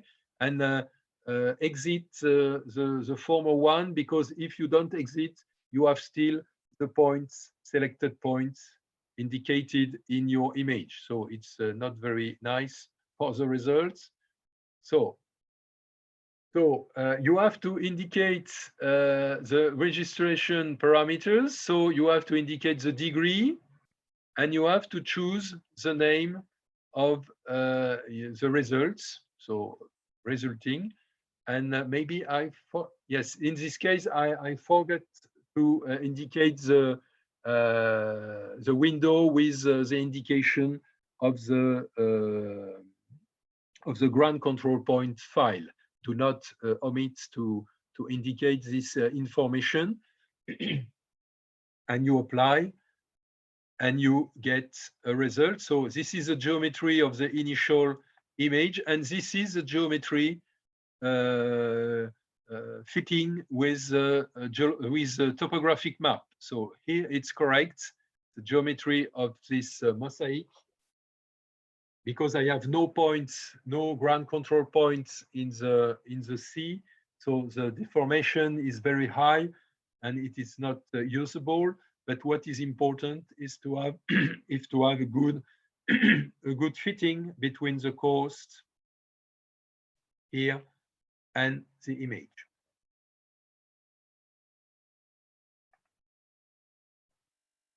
This is for the principle of geometric correction, but now I would like to show you the georeferencing. It is the second step, because now you have only the good geometry, but you have no information about the pixel. For example, you don't know exactly what is the UTM coordinate of 1 pixel on that photograph. So it could be very interesting to introduce that layer of information. So you have to use another application. So in the menus, I changed, sorry, because I do this yesterday evening because of your question. And what you have to do is to load the different bands you want to georeference. And the best is to visualize the color composite using, for example, here a false color composite with near infrared in red, mid infrared in green, and the green range in blue. So you can visualize your area and select the point to apply the coordinate. And after, you can use different methods. If you don't know the area, you can use Google Earth. I propose you to use Google Earth, and you can look at the coordinates directly using Google Earth. But evenly, it could be useful to have your own GPS points, so you can apply directly using your results in your file, but you have to write the value in the soft. Okay, this is the preparation of the data. So the goal is to get information about georeferencing, because in the case of Sentinel-2, you cannot stack data without georeferencing, because the stacking is dependent from the georeferencing. Even it's the same geometry, you cannot superimpose the value to do an HDF file. And for example, the file I did for you with different with the different wavelength, I had to georeference the map before stacking the results. Okay, so this is the first step, and the second step is in map. So you click on registration.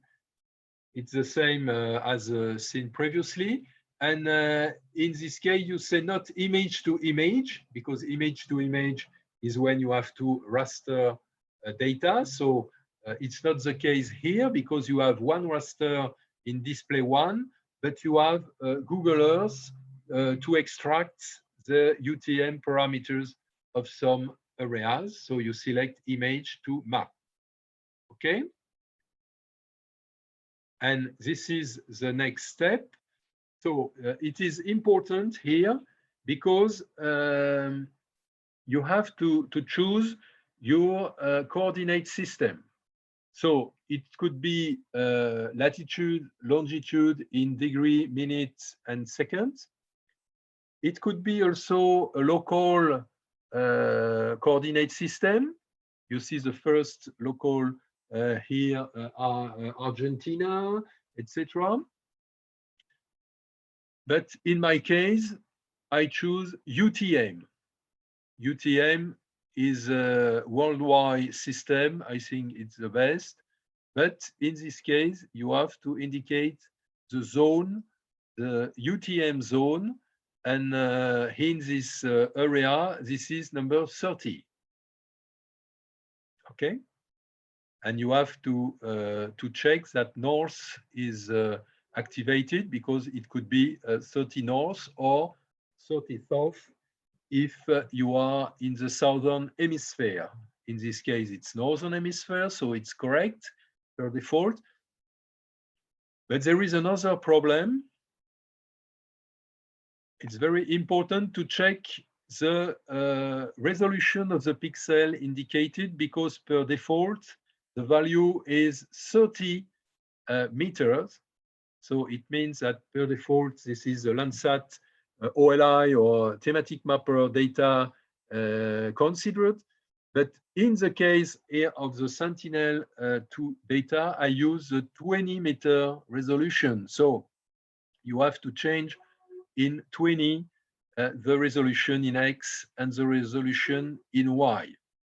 Okay, so this window is dangerous, and there are plenty of cracks, and do not forget to say the good things, because there are one more thing to indicate.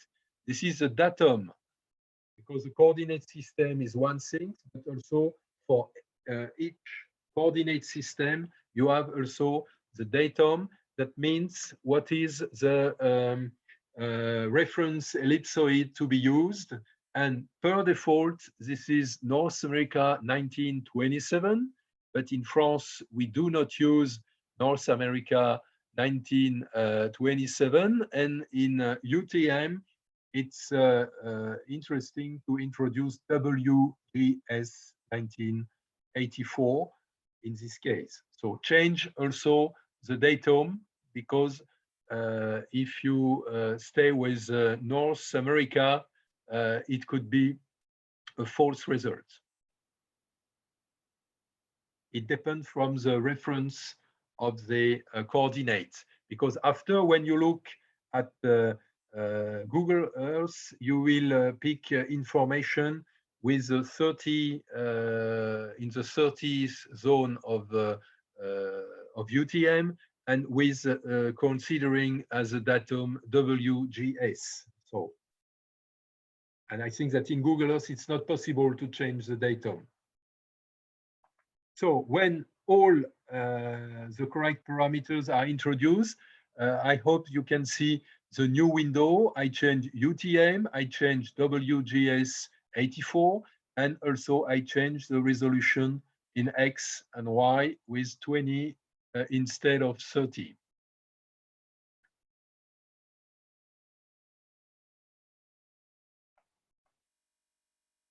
Okay, when it's correct for you, you have to select, you click here, OK, and you directly have this new window opened, and this new window indicates it's relatively small here to read, but you have the coordinates to indicate according to the east and according to the north. Take care, because in you know, in UTM coordinates, it's not the same than in geographical coordinates.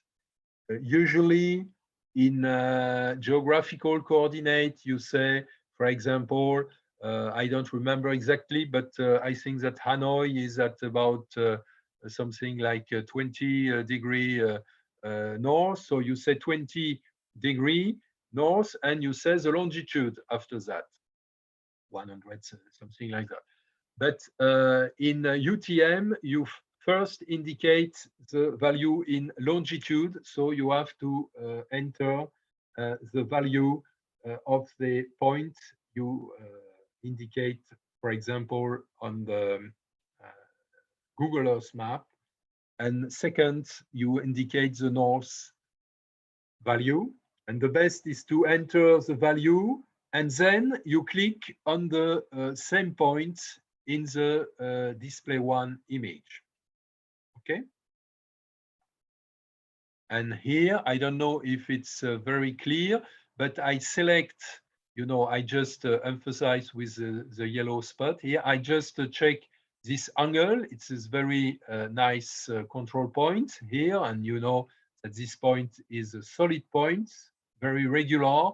And you can see this point also in the image. So in the red square, we have also this this point. And unfortunately, when I save only the screen, the cross disappear. It's not possible to stay with the cross because it's just in memory. And but when you click, you have a cross appearing in the screen. Okay. If it's too small, if it's too small, you can choose the zoom to select your control point. But in this case, I choose the image because I have a lot of points to take all around this area. Okay, so you have the coordinates in X and Y of the that is to say in you have the column and the line value of the pixel, and it corresponds the actual value in the UTM coordinate system. So you pick the same points. It's better to choose corners, such as this one in the polder area, or if you have a small bridge across a river or a crossroad, not too large crossroad, but or a limit of a crop parcel, or a very small islet, for example, or a rocky coast with a spur or something like that. So it's a very important to take very good ground control points.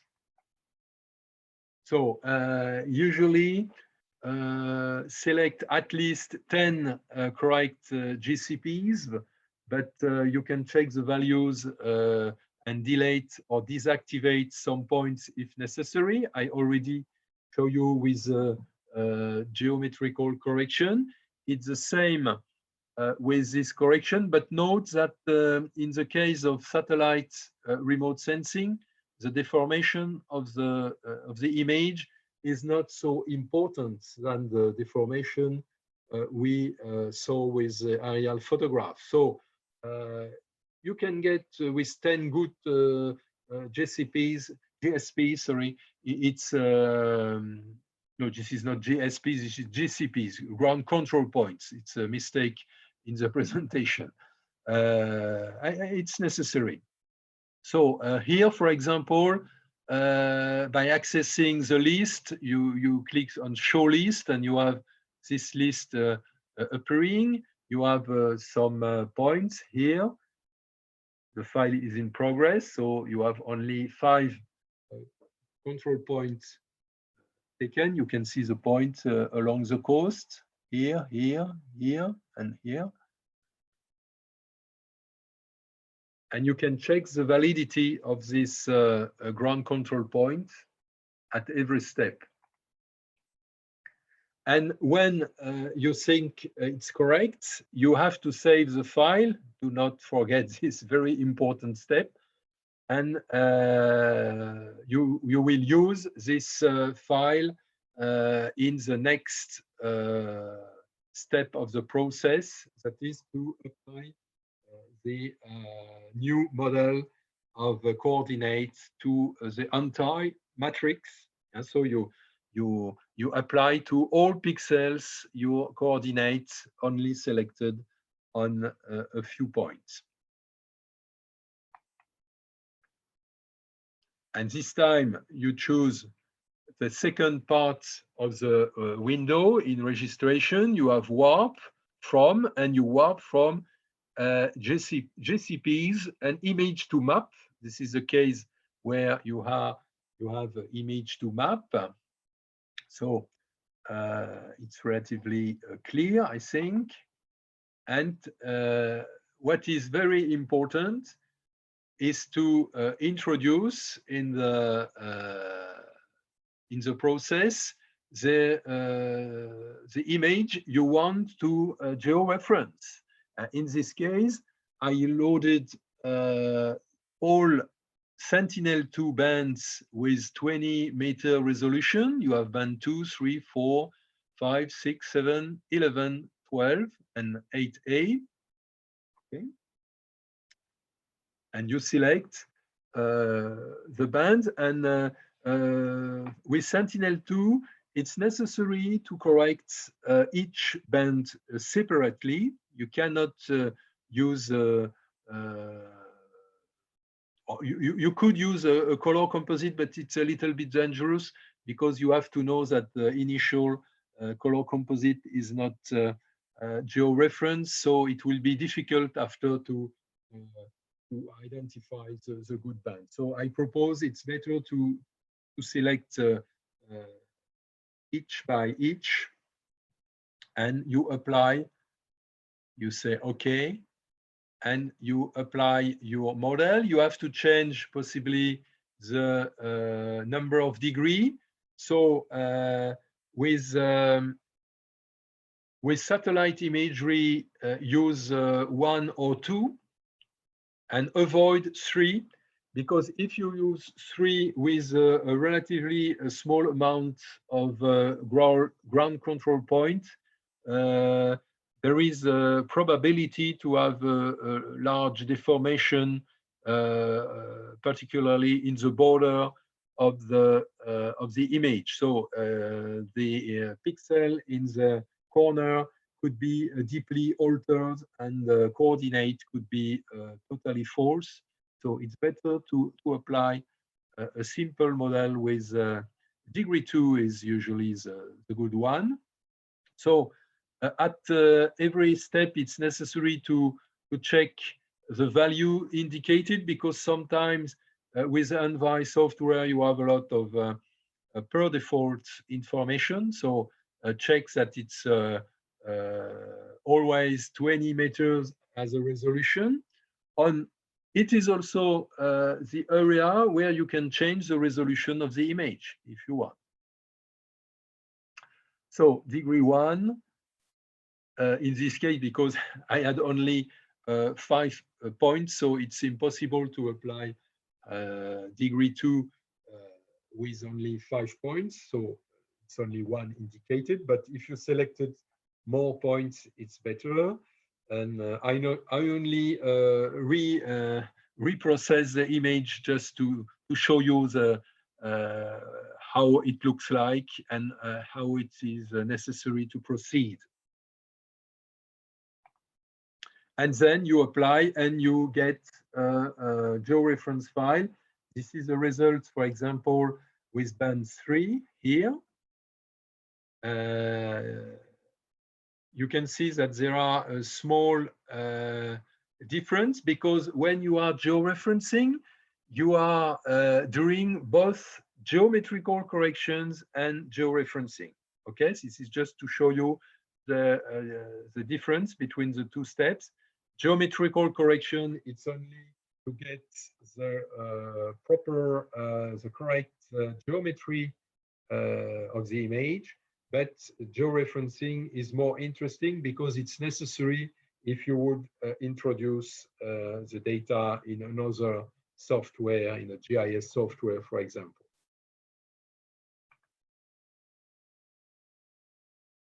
And you can check, for example, the validity of your results.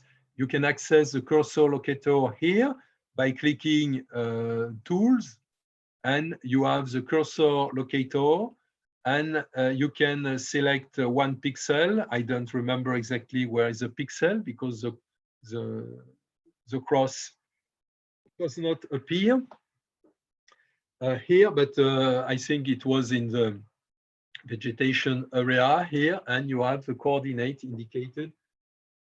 And you get the UTM coordinate, but the soft calculates automatically also the value in latitude and longitude. You have 48 degrees, 37 minutes, and 32, etc. seconds for latitude, for example.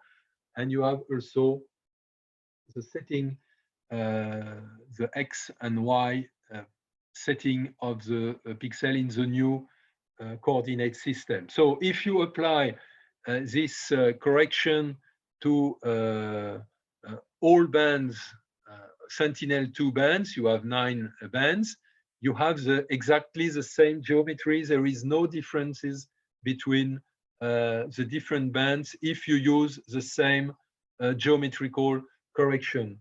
And take care not to change the degree of deformation, because if you use degree 1 for some bands and degree 2 for others, the correction and the georeferencing will be slightly different. And so you cannot superimpose properly the image, and you will have a fuzzy effect when proceeding to a color composite. So, but you can check the value comparing with your own value or with the value on the Google Earth to check if it's consistent with the map.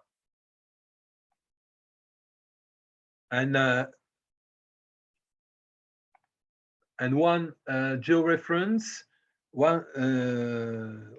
once your data are georeferenced, you can you can also proceed to the stacking of, or more precisely, the layer stacking of the image. So you have to choose in the basic tools. This time you select layer stacking, and you say, I would like to stack band 2, band 3, band 4, but take care, use the georeference bands, because if it's not georeference, the soft indicate to you that it cannot proceed because of the non-georeferencing.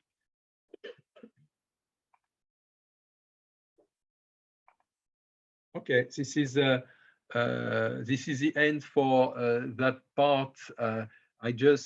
I hope this will be interesting for you, and this is the answer to the question about georeferencing.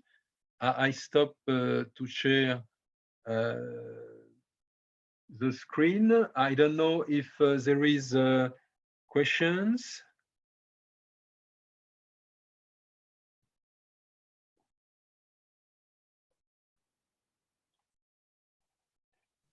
Yes. So I would like to have a question. Yes, done. Yes. When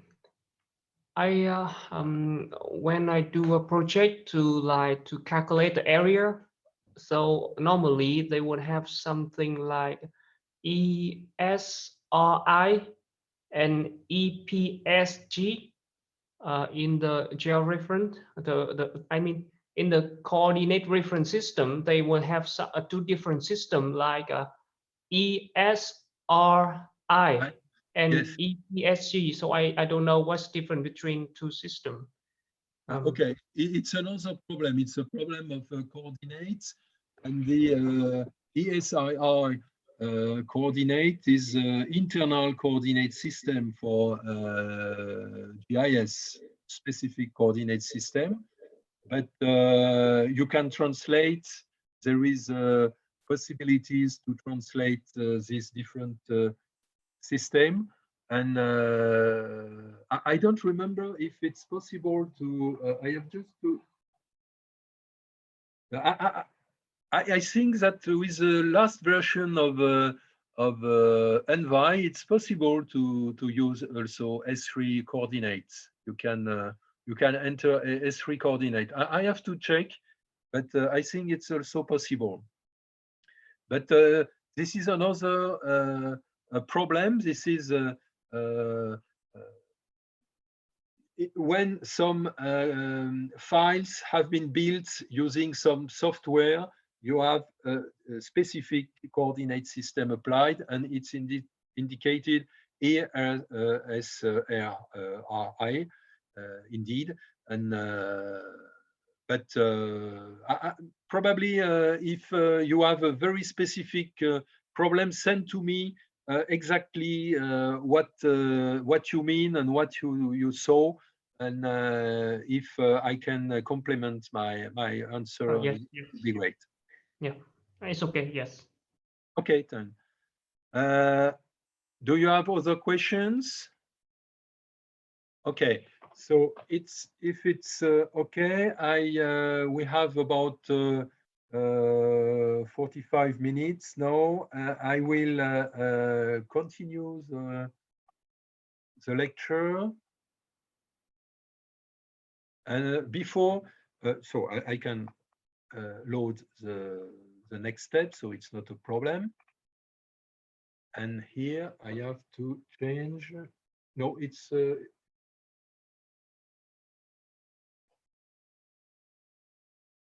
okay. I have to change because I have another.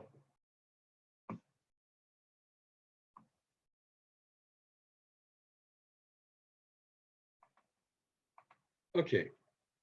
No. It's not. Just a while, please. I have to wait that the Windows is going up. Okay, like this, it's probably correct for you. Yes. And okay. And now,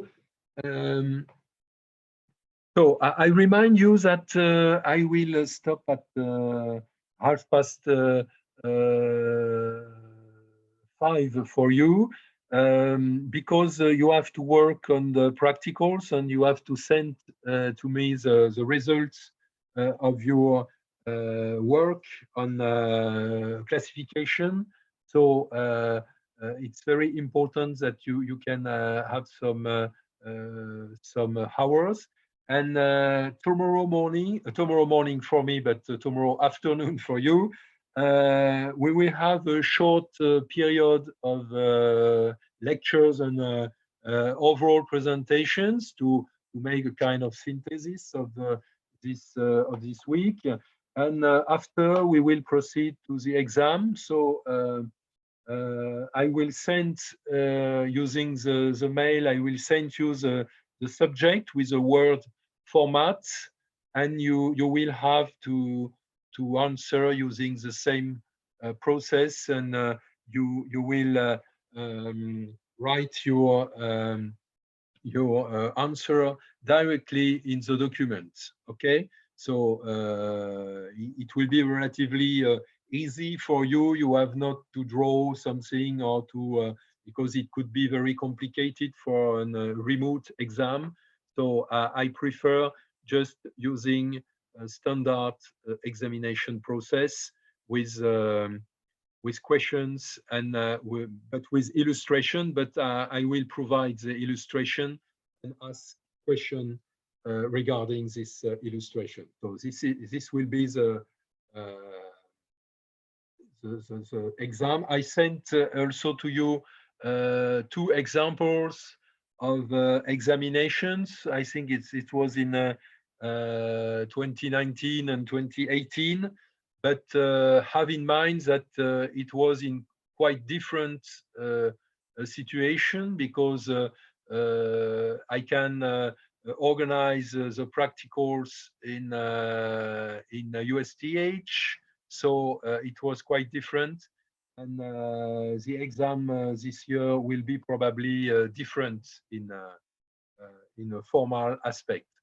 But it's not necessary to know all aspects of the lecture, but you have to have in mind the main principles of spectral remote sensing, the use of the different ranges, and the main parameters of satellite image. So I will continue with the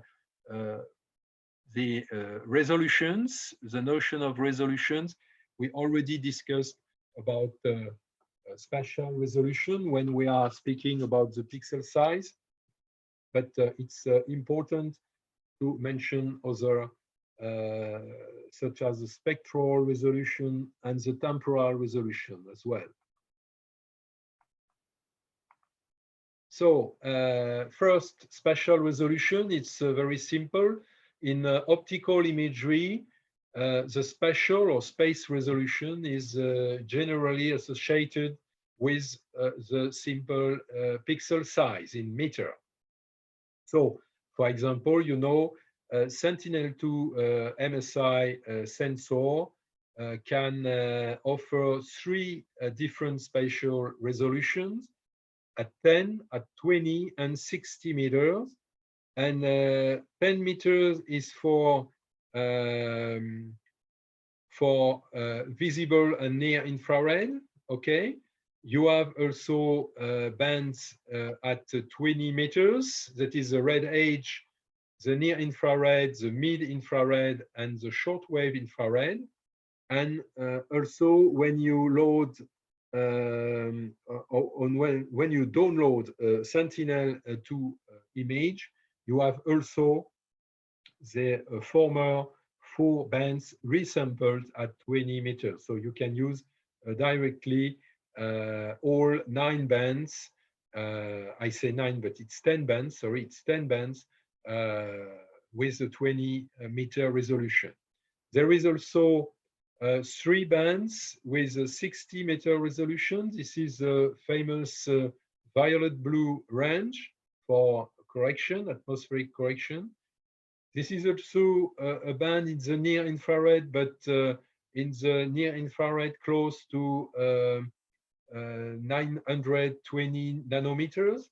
And you have also the famous bands at 1.37 micrometer, interesting for cirrus detection, you know, these famous high elevation clouds.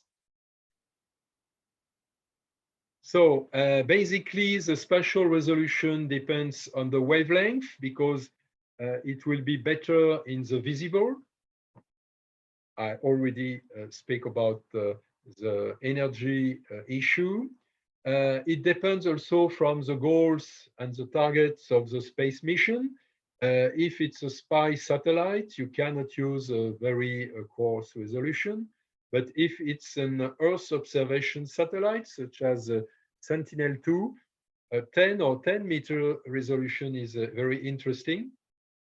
And you can also have applications with a coarser resolution, such in meteorology, for example. And it depends also from the year of launch, because we can see an overall improvement of the space resolution with time. Okay, you can see this sketch. I already show you this sketch, and we go to a higher resolution with recent satellites. But we have a lot of satellites at 10 or 20 meters. Take care, because here the scale is expressed in logarithmic axis, according to algorithmic axis, 1, 10, and 100 here. So we speak about low resolution for sensor with a resolution lower than 300 meters. It is the case, for example, for AVHRR, the sensor on board NOAA satellites, or SPOT4 vegetation, or all meteorological satellites.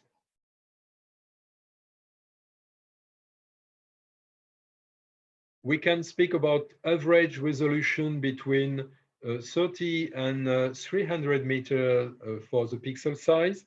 It was the case for the first generation of Landsat data, Landsat 1, 2, 3, with famous multispectral scanner sensor.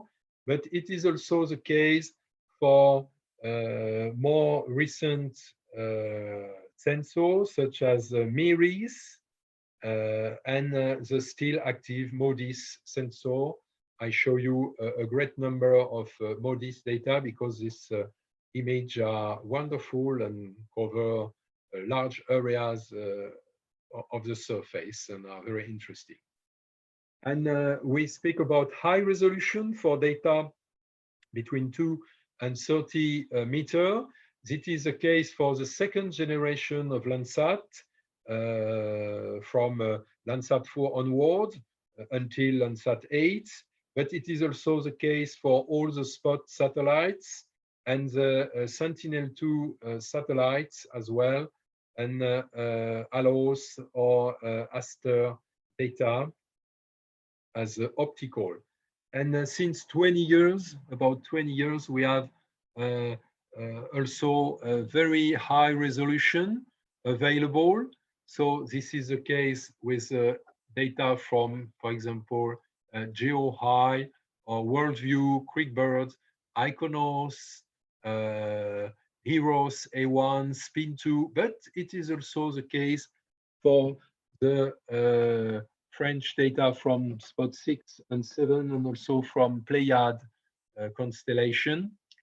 The constellation is right now limited to 2 satellites, but it's the beginning of a constellation. So a high resolution, very high resolution, and the better resolution is 25 meters with GeoEye 2.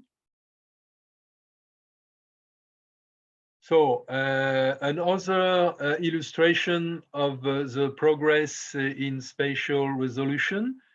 You have here the year from 1970 to 2010, and this was a resolution in the 1970s with Landsat 1 sensor with 80 meters, about 80 meters.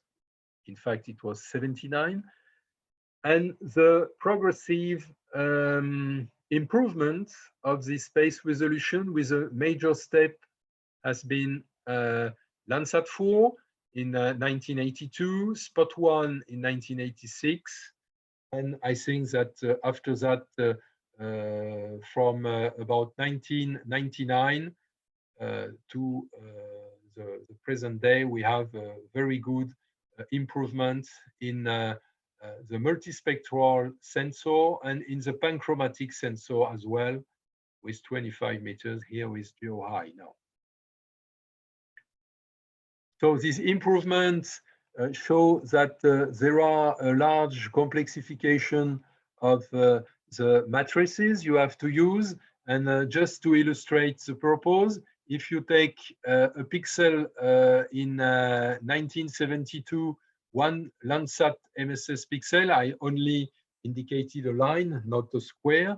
You have this size, and you have here with 25 centimeter for the pixel size of GeoEye-2. So for 1 pixel, you cover with more than 100,000 GeoEye-2 pixels. So your matrix is bigger, and it's a problem from a computer viewpoint. One Landsat MSS band that was only 5 megabytes, so it's very easy. But the same area covered with GeoEye-1 is 193 gigabytes. So you cannot get very important matrices usually. So the swath is limited, and the very high resolution is usually associated with swaths limited to 11 or 20 kilometers. And I remind you that the swath is the width of the image surface during the pass. Here it's an example of a Spot 4 vegetation instrument. So I don't remember exactly, but I think that the coverage is about 1,200 kilometers, something like that. It's very large. So if the swath is low, the temporal resolution is usually low. So it's necessary to wait for a long time before covering the same area in vertical position. But if the swath is large, it's reverse. Temporal resolution is high, but usually associated with a low spatial resolution. But this is not always true, because some sensor can get oblique views due to mirrors technology. So this is what we called off-nadir views, because the nadir is usually the point image with a vertical sensor. So the nadir is a point opposite to the zenith, okay, when a vertical view is done.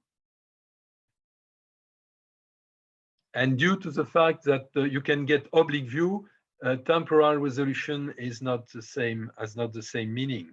In this case, you can see that you have the orbits of the satellite, and you can get the nadir data collection, but you have off-nadir data collection.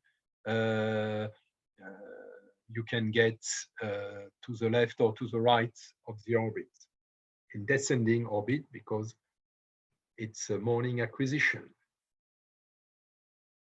So this is a specific case of meteorological satellite with very coarse spatial resolution, 1 kilometer invisible. This is the best with Meteosat second generation, and 2.25 kilometers in the other range, not visible, but near infrared and water vapor and thermal infrared as well. And sorry, this is 3 kilometers. And in italics, these are the value for the former Meteosat system, Meteosat 1 to 7. So I indicate here the spectral and temporal resolution. So you have the information for the meteorological satellite, and particularly for Meteosat second generation. So low resolution means a very large area image, such as here's a beautiful picture of Africa with a different kind of clouds. You see clouds in cyan and clouds in white. You see vegetation of the tropical area in green. It is due to the fact that near infrared is used for the green range here. And you can see also that the mineral surfaces are more or less in a pinky or reddish color. It's higher in the northern hemisphere, in the northern part of Africa than in the southern part, in the Kalahari Desert, or in the Middle East, where the sand is darker, it's more orange, and the sand in the Sahara Desert is more light yellow. So a large swath, example of MODIS. Here you see the Europe contours with France, British Island, and Spain, and North Africa. And this is the pass during one day, and you have to wait it's possible to wait for one day to have the acquisition in the black areas, because it's not covered every day. You see, it's not covered by all path of the satellite, because it's too large at this latitude.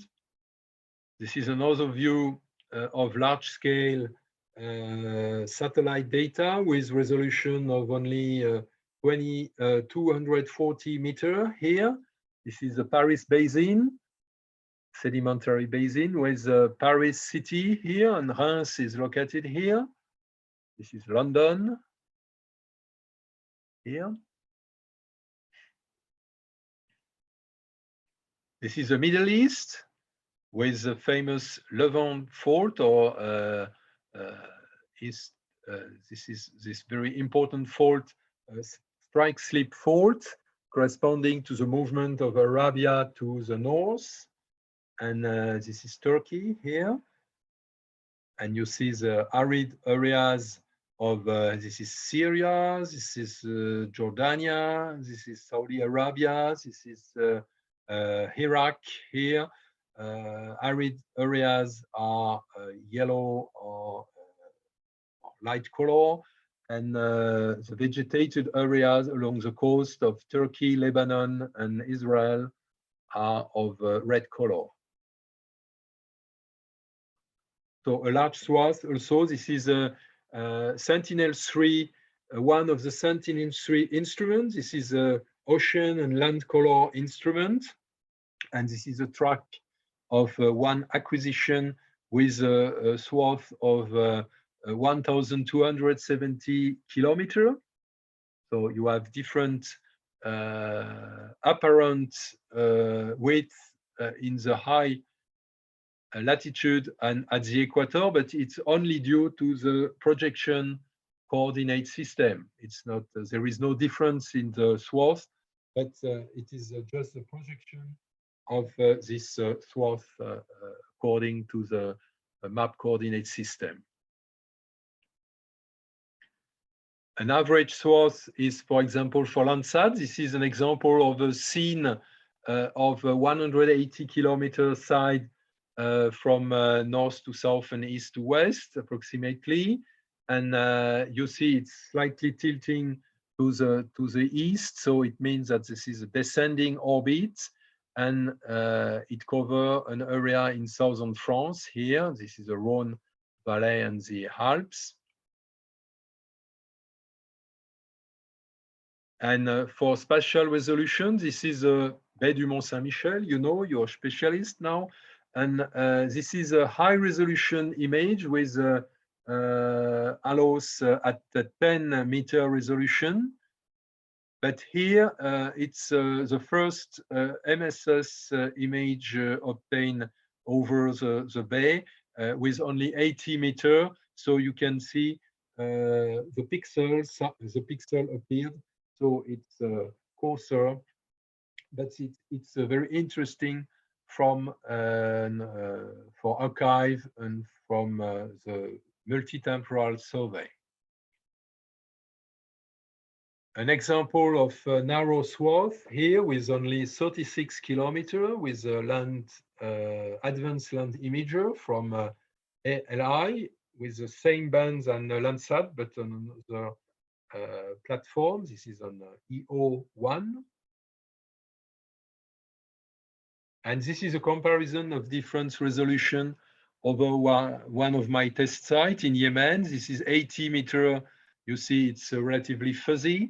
30 meter, it's correct. And QuickBird is very good, but to evaluate the interest of 67 centimeter in this case, it's necessary to enlarge the image to show the exact resolution. A very narrow swath here, for example, hyperion. I will speak about hyperion with a spectral resolution. I show you some information about this resolution. And this is a case of acquisition of a Montreal area in Canada with the Saint Laurent River. And you see it's very narrow, only 7.5 kilometers. It is a long strip of image. And this is also a very high spatial resolution obtained by OrbView 3 with 1 meter resolution. This is an example over New York City with Manhattan Quarter here. And this is just to emphasize this picture jump from one place to another place. This is just an enlargement of the QuickBird at 67 centimeter, and compared to the results with Sentinel-2 at 10 meter resolution. So you can see this is totally different. You can follow here the small wadi. Here you can see all the shrubs corresponding to rare small trees, vegetation. And it's totally impossible to see this vegetation pattern on the Sentinel-2 image. And also the shape of the reliefs. Here you have a volcanic rocks, and it is very difficult to see here the foliation and the direction of the layers of volcanic rocks.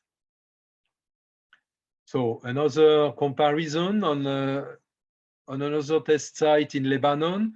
With Lebanon colleagues, I worked in the Byblos area. It is a very famous place because it is a place of an old civilization and an old place from the Phoenician time, especially. And this is the area with Iconos with 1 meter resolution. It's correct, but not very good. It is somehow fuzzy or partly fuzzy.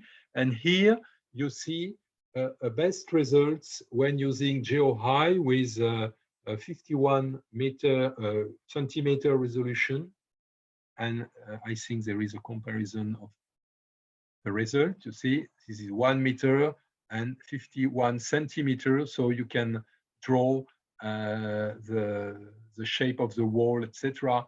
is better with GeoHigh. And also I follow the problem of erosion along the coast because some part of the archaeological sites are damaged by the erosion. It is Mont Saint-Michel with a comparison of spot 5 here and the orthophotography. So you see it's quite different also with the season. This is in winter with a very large shadow, and this is in summer with a small shadow. And to illustrate the difference in space resolution, an example on San Francisco, here in the western part of the United States, in California. It is a Landsat view with the San Francisco Bay. And this is Iconos data over an area of this famous bay corresponding to the Auckland Bay Bridge. So here you have the Auckland Bay. Sorry, here, this is Auckland Bay. You can see the bridge is very clear. And you can see the skyscraper. And I had a question, is the north to the top of the image? So you can just look at the image a few seconds. For orientation of the data, you have to use the shadow of elevated elements. So in this case, we have plenty of elevated buildings, of skyscrapers. And you see that the shadow, for example, for this very high building, go to the upper right part of the image. It is the same for this building, you see, upper right for this brown building. So this result is not consistent with north to the top, because north to the top will mean that the sun is to the southwest. So it's impossible, because you know that acquisition of the image is in the morning, and therefore the sun is in the southeast part of the space, and come from the southeast. And this is a good geometry here of the image. The north is basically here in the direction of the bay. So if I go again here, you see you have the bay, and you see that the north is to the top here of the bay.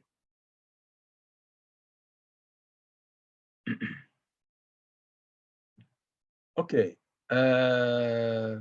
This was just a small question for your revision. And this is more enlarged. You see, you can have the full resolution. You can count the window and the number of stages. And this is also a comparison of the IKONOS and also a world view acquired in oblique conditions. It's available. I find this image on Google Earth. So it is funny to see that it's quite different in geometry. It's not very good. But I already mentioned that in Google Earth, you have a lot of data, but some of them are not of good quality. And this is another view, and this kind, it's an auto-rectified view. So the coordinates are correct, but due to the correction, there is an appearance of very low building. You see, you can have the good number of stages, but it's very flat like this. And you can check with the cars that the resolution here, it's an auto-rectified view. It's not indicated, but I suppose it's an aerial photograph, not a view from a satellite. And you can see the resolution is very high, because the cars appear very nice like this, and the cars are coarser on the IKONOS image. So it was an illustration of the spatial resolution. Just a few words about space resolution in radar remote sensing. It's not exactly the same, because you cannot use the size of the pixel directly.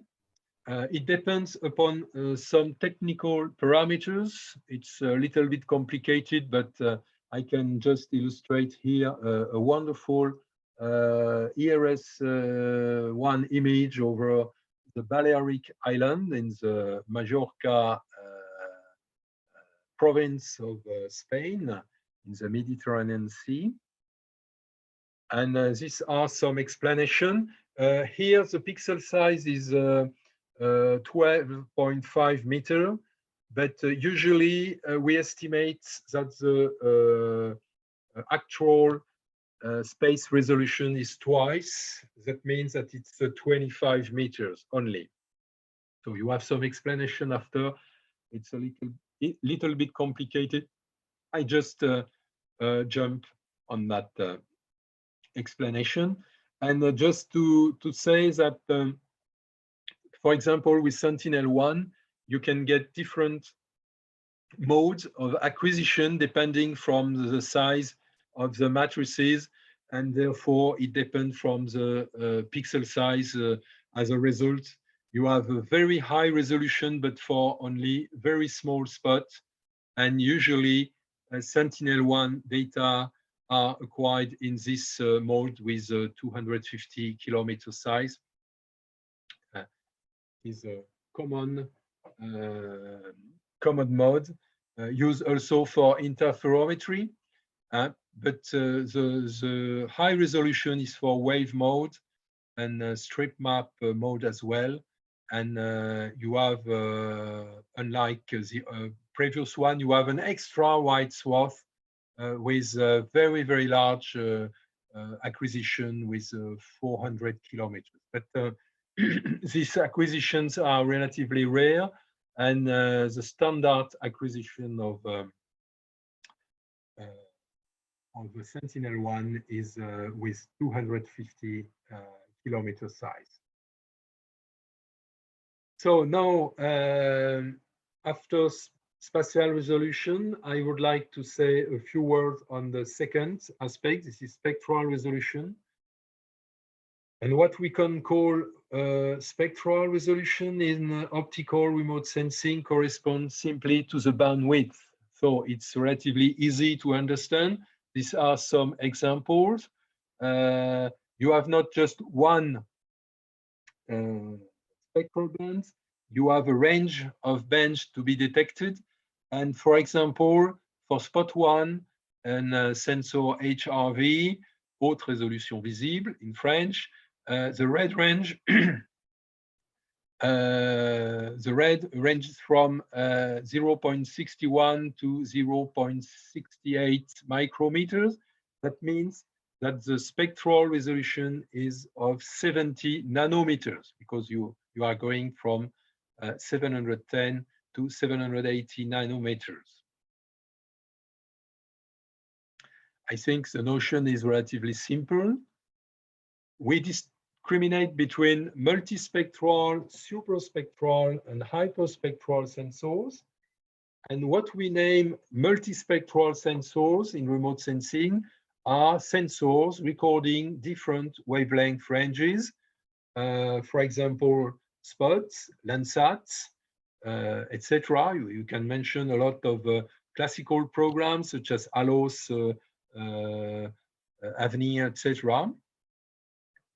And it depends also from the mission. It is an example with the shortwave infrared range. You know, it's a very interesting range for me and for geological applications.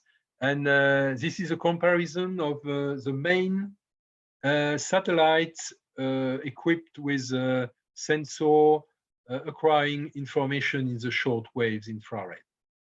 And you can get MODIS, Aster with these 5 different bands, ETM Plus or Landsat TM or Landsat OLI. You have this. Okay.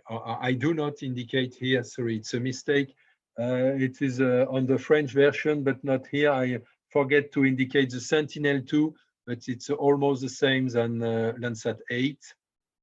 And you see that in this case, the spectral resolution of the shortwave infrared range from 40 nanometer, it's the best here for number 5 of Aster, to 270 nanometer for the resolution of TM or ETM Plus. It's exactly the same range. So the spectral resolution in this case is totally different. And spectral resolution, if I show you this sketch already illustrated for vegetation and the influence of the pigments, you know, this is a visible spectrum of optical densities, that means of absorption for different pigments of the beach. And you can see that if you have 20, 50 or 100 nanometer, it is quite different in the detection of this peak or this small secondary peak or this area, etc. So the spectral response is very important, but it's relatively hard to reach because it necessitates very, very accurate technological aspects. You have to choose very high tech detectors and a good chemical product. And I can also illustrate with curves of the evaporites. And maybe you remind that I mentioned the short shift in the SWIR range of Landsat 7 and Landsat 8 with a short switch here. And it is it concerns exactly the range between 2.34 and 2.32 micrometer here, which is very important for the detection of dolomites and calcites, the two main form of the carbonates. Dolomite contain a lot of magnesium in its structure. So we name also, we have seen multispectral, but we know also there are superspectral sensors. These are, we can say that they are multispectral sensors, but they are capable to register a great number of bands, upper than 10, but with the same characteristics and with the same width, that is to say the same spectral resolution. And we illustrate, for example, with Sentinel-2 satellite, we have 13 bands, or EO Moody's satellite with 36 bands, and also Aster with 14 bands. So they are super spectral because it's possible to have more information. And for Sentinel-2, particularly, I mentioned the case of the red age. You know, the red age is very interesting to study, and this is the only satellite allowing this analysis to be done. And this is an example of multi-resolution or multispectral resolution in the case of Moody's with the 36 bands of the satellite. We have a different range. Sorry, this is the French version for the application, but what is important here is spectral resolution. And you can have a very high spectral resolution in this area with band 8 and particularly with band 9 and band 10, because you see band 9, band 10, band 11, band 12, band 13, 14, 15.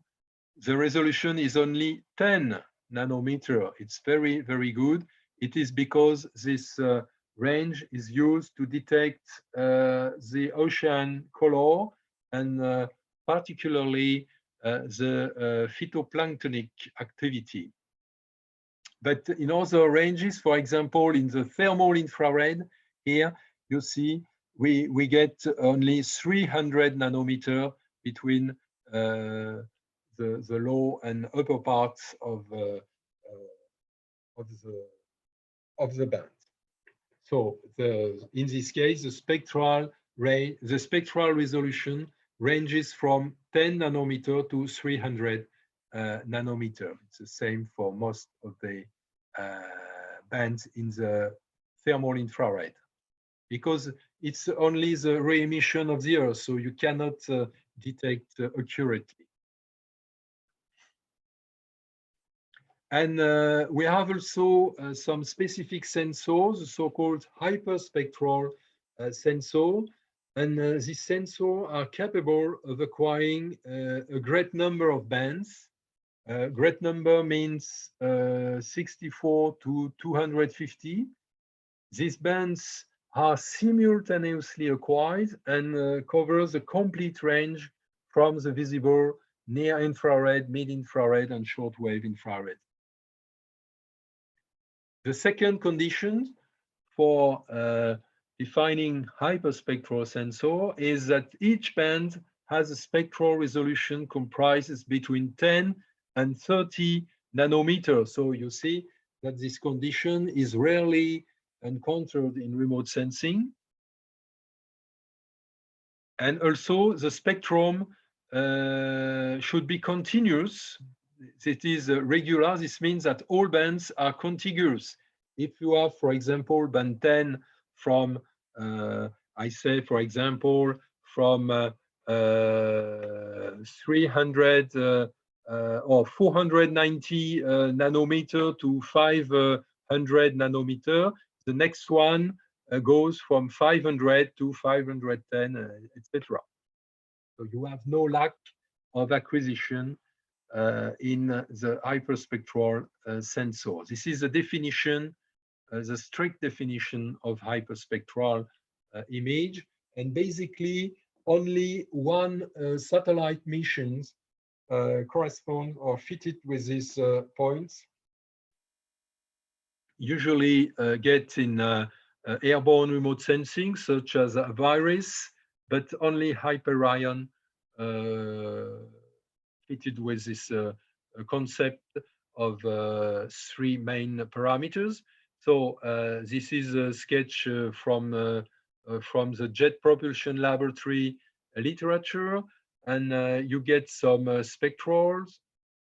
The spectrals are extracted from the 224 images get by the VIRIS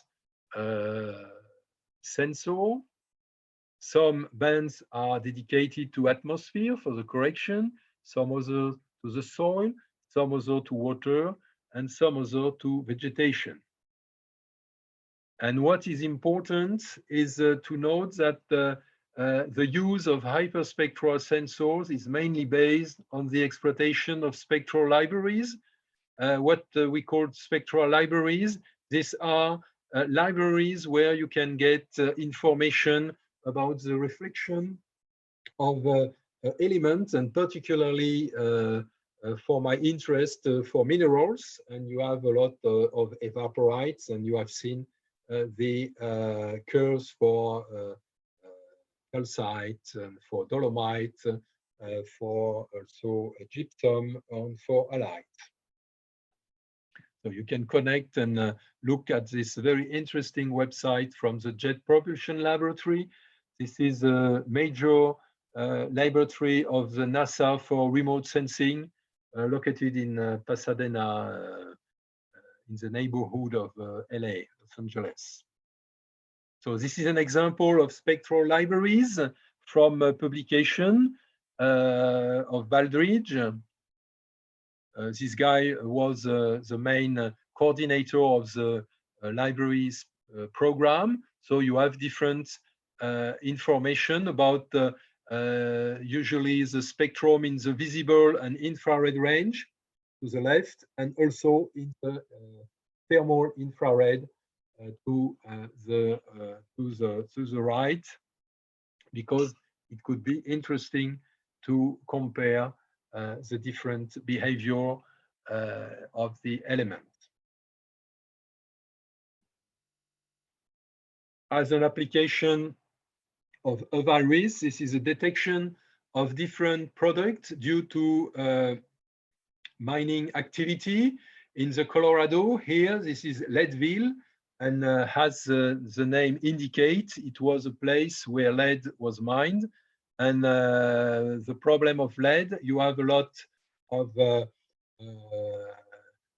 tailing and waste due to the exploitation, and you can isolate some specific spectral response, not directly of lead or lead oxide or lead sulfate, but of iron oxide or different type of for example, sulfates such as jarosite, associated with the weathering of the waste.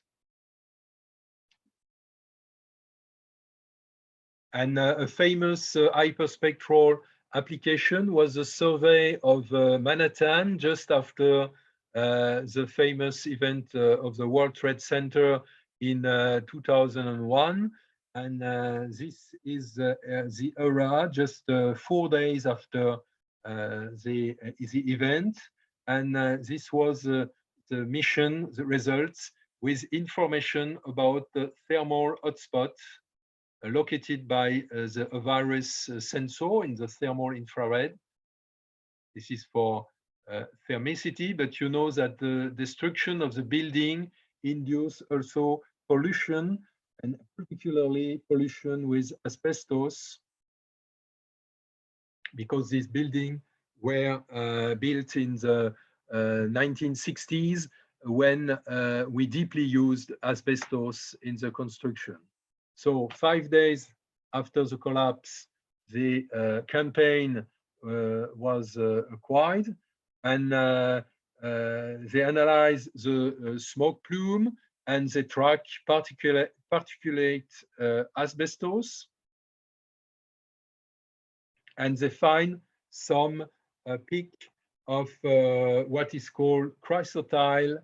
This is the main minerals of the asbestos, because asbestos is a family of minerals, and this is a formula of chrysotile with magnesium and silicate. And this is very dangerous, because if you breathe this kind of particles, you have a problem in your lung, and concentration were measured.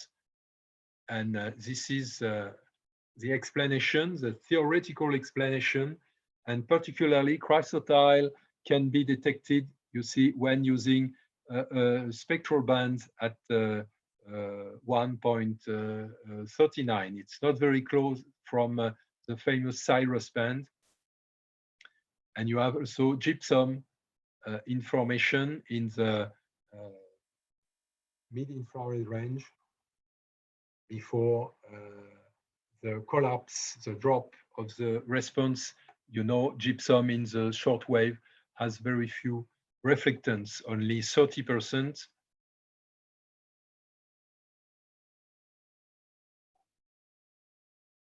Okay, note that unlike information by the ESA, if you look at the ESA website, you are informed that CRISE is an AO hyperspectral instrument, but basically it's not an hyperspectral instrument, because it has only 19 channels and they are not contiguous, and it's definitely not an hyperspectral instrument. So after that, I had some slide on hyperion. So I don't speak in detail about that hyperion illustration. So I will send to you this presentation, because I think that it's time to stop now. I just show you quickly, just to illustrate, you know, here some. Okay, it's just to finish the spectral resolution aspect. So I think it's for me, it's 11:30. So it's 5:30 p.m. for you. I stop the presentation, and I stop also to share the screen. Okay. I see that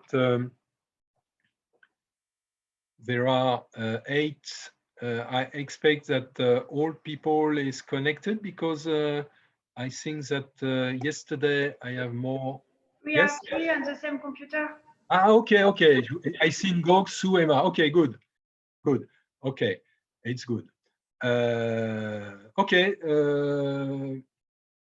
I sent to you the presentation of this afternoon for you, and please work for the practicals, and tomorrow morning I will speak quickly about the lecture to finish some aspects, and we will proceed to the examination between 11 it's for me, between 5 and 7 o'clock p.m. for you.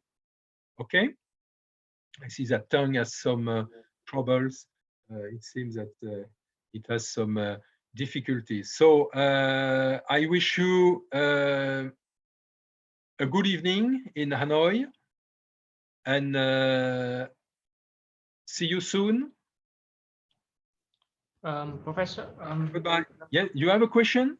Yes. Yes. So, Yes, yes. Yes. Please. So, sorry, one by one. Okay. Please, Nguyen. yeah, Ngọc, can you have a question? Please do first. Yes. No, it was me. It was about for tomorrow for the exercise.